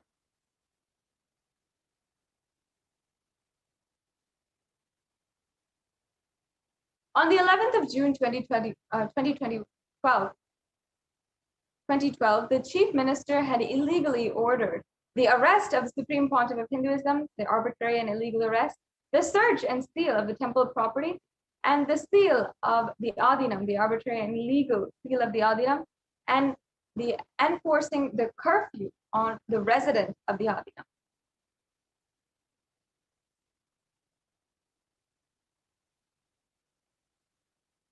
Not more than 4 could even stand to talk to each other anywhere in their own home. This was the illegal curfew imposed on private property and where the right to life was denied. Now, in the Jewish Holocaust also, we saw that even there, the prayers were absolutely banned by the Nazi forces, and all of the Jewish people had to do their prayers, their rituals in hiding. In the same way, during these days, all of the residents inside of the Adi Kailasa Sarvagna Peetham, while it was taken over by the government forces, people had to do puja in hiding and not even be able to talk to their family members.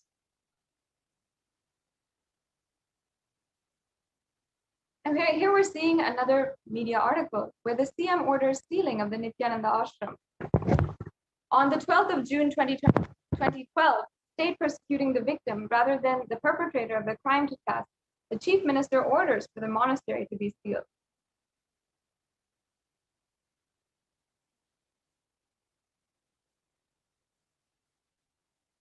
And here the CM ordered the sealing of Nithyananda ashram.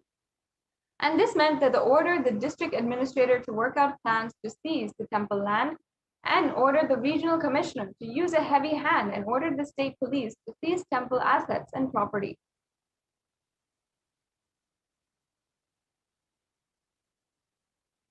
And again, we're seeing the media articles here. We're saying not Nithya is Viradi land the target and arrest Nithya, follows ashram and orders the CM. These are media articles that were publicized during that time.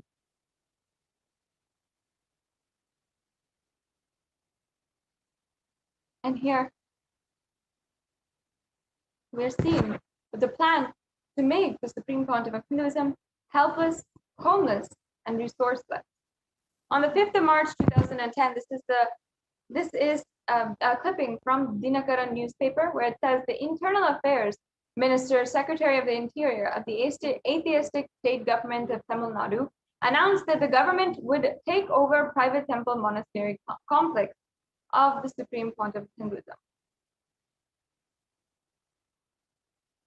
And the following days, on 11th, 12th, and 12th June of the 2012 attack, the search, seize, and enforce curfew was implemented without investigation, without following the law, without even needing anything.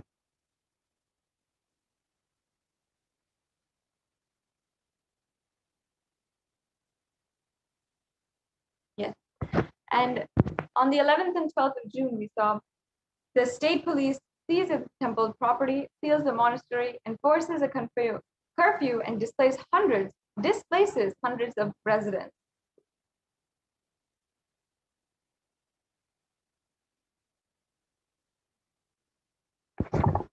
On the 11th of June, the superintendent of state police illegally raided the temple with 100 officers from several government departments.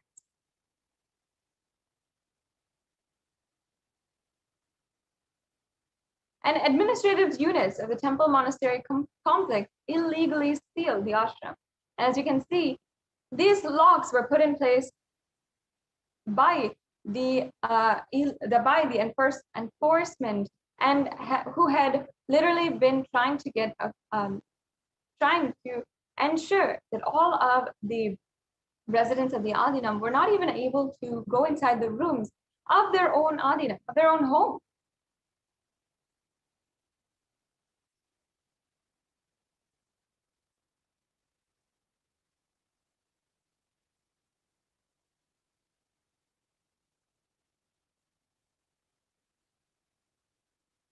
On the 13th of June, we saw illegal arrest and again illegal arrest of the Supreme Pontiff of Hinduism. The Supreme Pontiff of Hinduism came to court for anticipatory bail and for a fabricated offense that too bailable, surprisingly, it was adjourned to the next day, deliberately leaving open for the pre-planned arrest of the Supreme Pontiff of Hinduism. The illegal arrest of the Supreme Pontiff of Hinduism paraded the media mafia by the police, kept in an undisclosed location. And here we can see the Supreme Pontiff of Hinduism being literally hounded by the media mafia and the police as he was arrested illegally.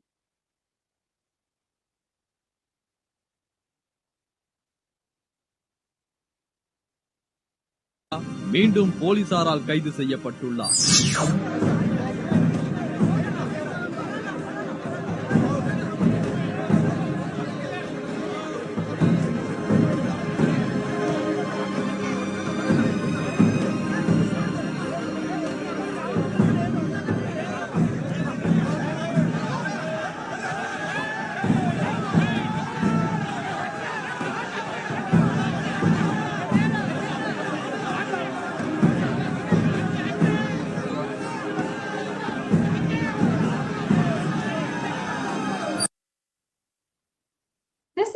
Absolutely terrifying footage of so many henchmen, armed people inside of the mob, and somehow the Supreme Pontiff of Hinduism being able to make it just a 10-foot distance from the police station entrance to the car that was supposed to take him supposed to safeguard him.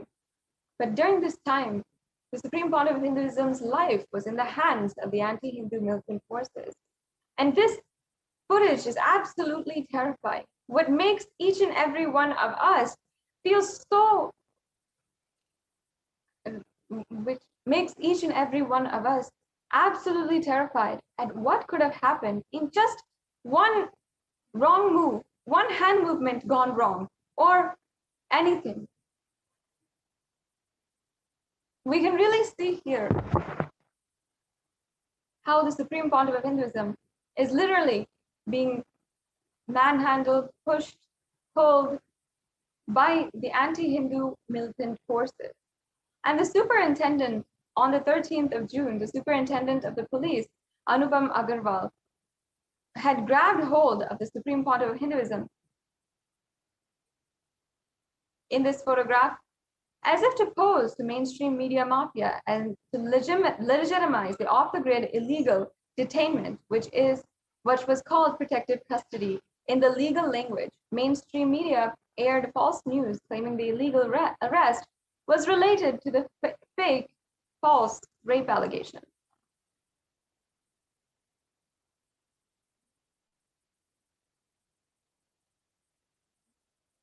These 600 policemen pushed the Supreme Pontiff of Hinduism into a car and took him to an undisclosed location.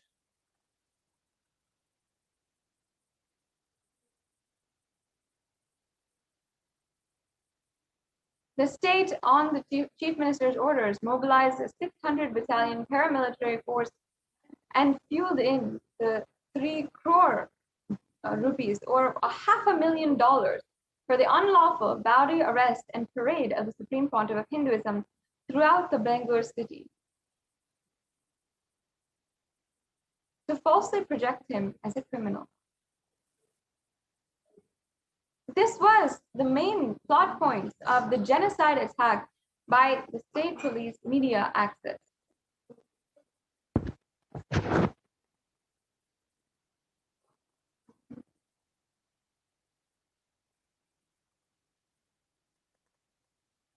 And over 600 police personnel were stationed within the court premises in 2-pronged attack mode.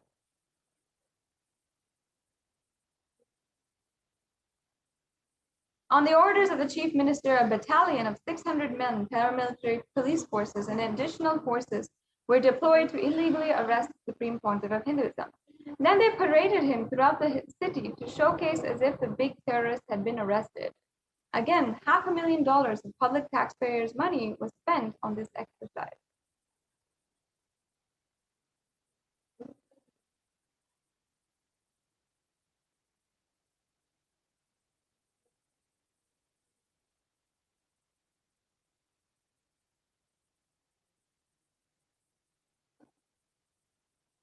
And how the state executes second unlawful arrest. Here. In an article on the 13th of June, 2012, it executes the second unlawful arrest. Here we can see this article. Have you ever heard of any religious leader or Supreme Pontiff being illegally arrested? Have you ever heard of such a leader being illegally arrested twice for false allegations?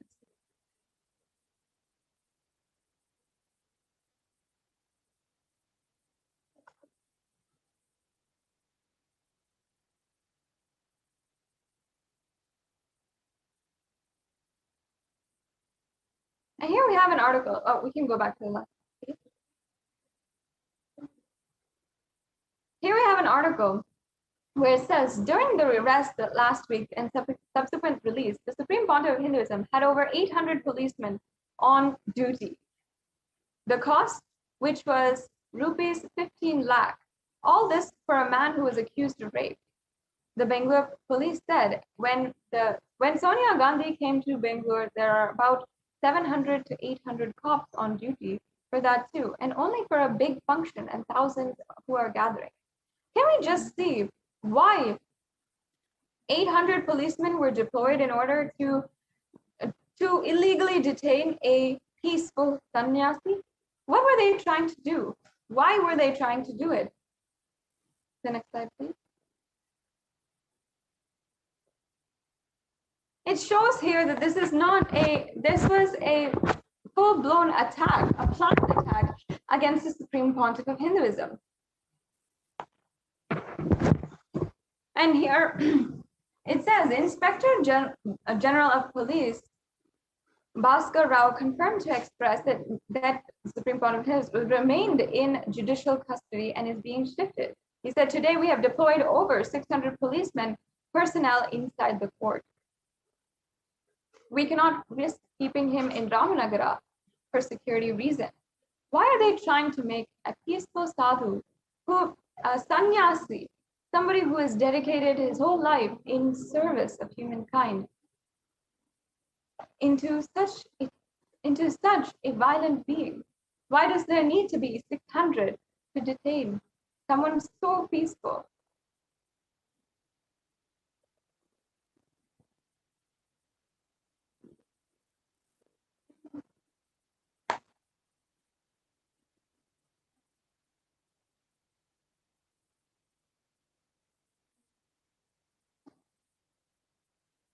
Yes, we can go on to the next one.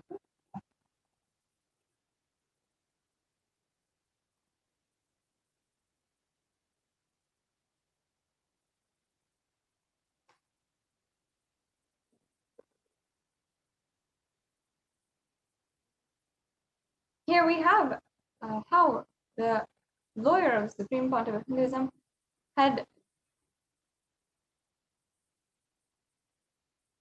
been denied to serve the Supreme Pontiff of Hinduism.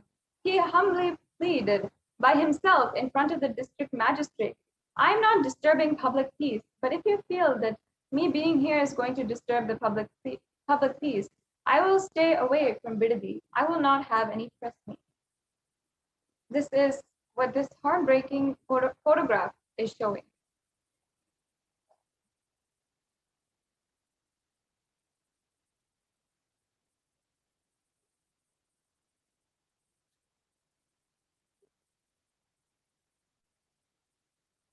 And on the 15th of June 2012, the Supreme Pontiff of Hinduism was illegally detained. He was not allowed to perform the 2,000-year-old unbroken daily religious ritual as the pontiff of the most ancient papal state in the world. Never before, even during the past 2,000 years of various invasions of India, this sacred ritual had been stopped.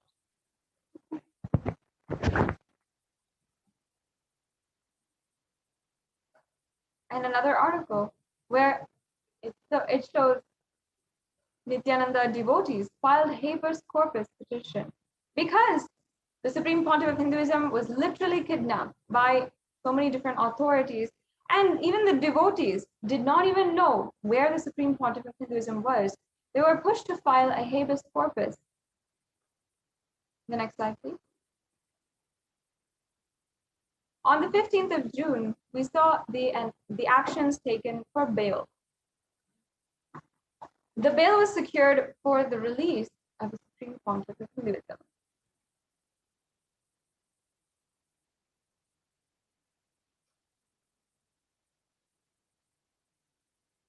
And again, we're seeing how the pillars of Hinduism are being attacked. Three major sections of society, which paradoxically today are labeled as the vulnerable or weaker sections of society, are women, children, and monks. In Hinduism, they're in fact the foundation pillars of society.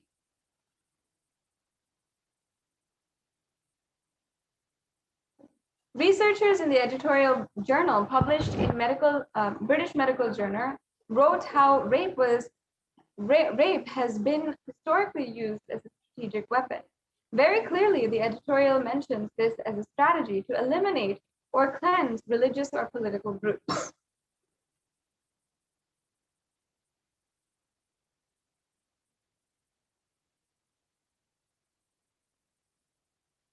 In the Tamil month of Vaikamsi, the tyrant King Alauddin Khilji of Delhi Sultanate sent his commander Malik Kafur to attack and loot the Ranganatha Swami temple in Srirangam.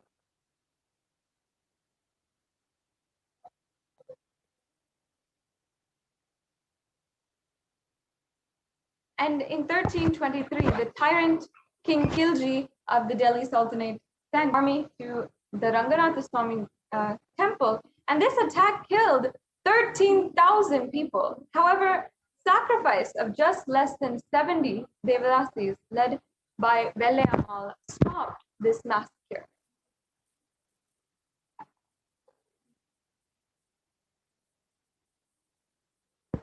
The army of the Sultanate looted a lot of gold from the temple. However, the army also wanted to seize the deity of Lord Ranganatha Namperumal, which they believed was made of pure Arbanji gold.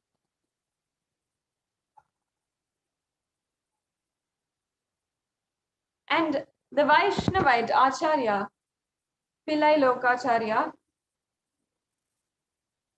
decided to safeguard the Lord Ranganatha Nam Perumal, Bhagavan Mahavishnu, the deity, and he concealed himself and planned an escape along with the deity to Madurai.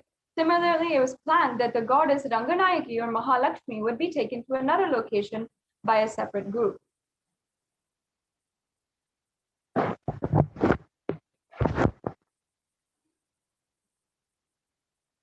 And to protect Lord Ranganatha, Vellayammal gave the ultimate sacrifice. Fearing the forces would capture the Acharya and the deity, Vellayya distracted the commander by performing a dance.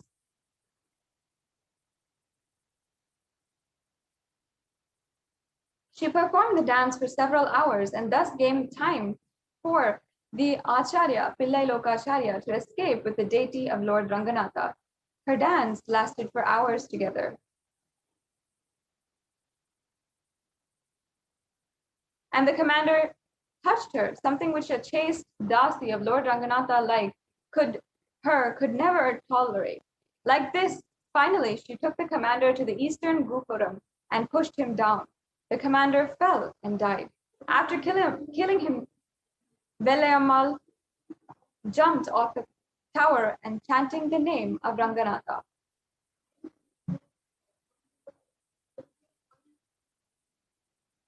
Meanwhile, the enemy's army used mechanical devices to throw large amount of oil. 69 Devadasis doused themselves in oil, immolated themselves, and jumped down on the invading army, setting them afire.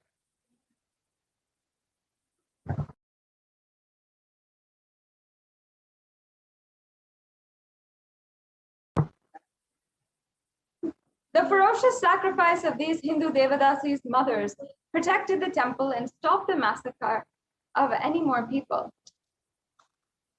And it was due to this sacrifice, the sacrifice of one woman, that saved so many people.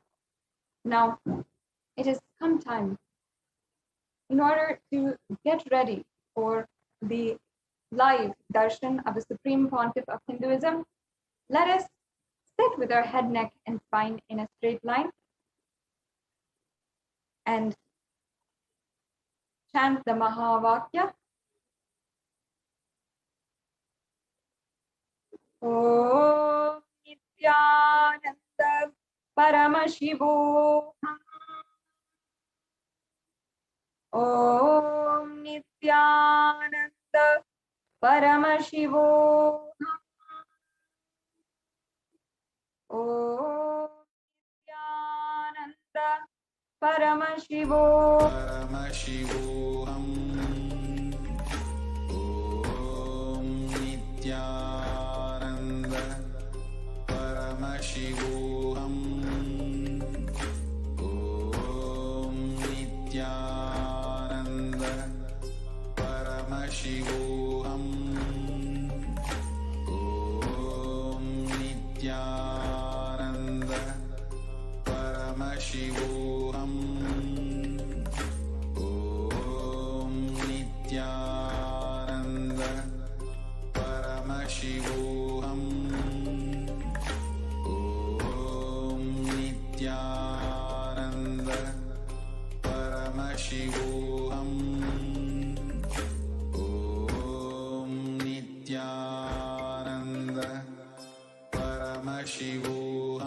Paramashivoham. Om Nithyananda Paramashivoham. Om Nithyananda Paramashivoham. Om Nithyananda Paramashivoham. Om Nithyananda Paramashivoham. Om Nithyananda Paramashivoham. Om Nithyananda Paramashivoham.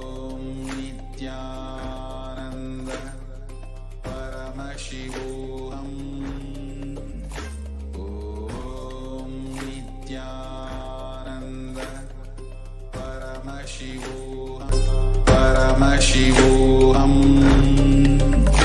Om Nithyananda Paramashivoham. Om Nithyananda Paramashivoham.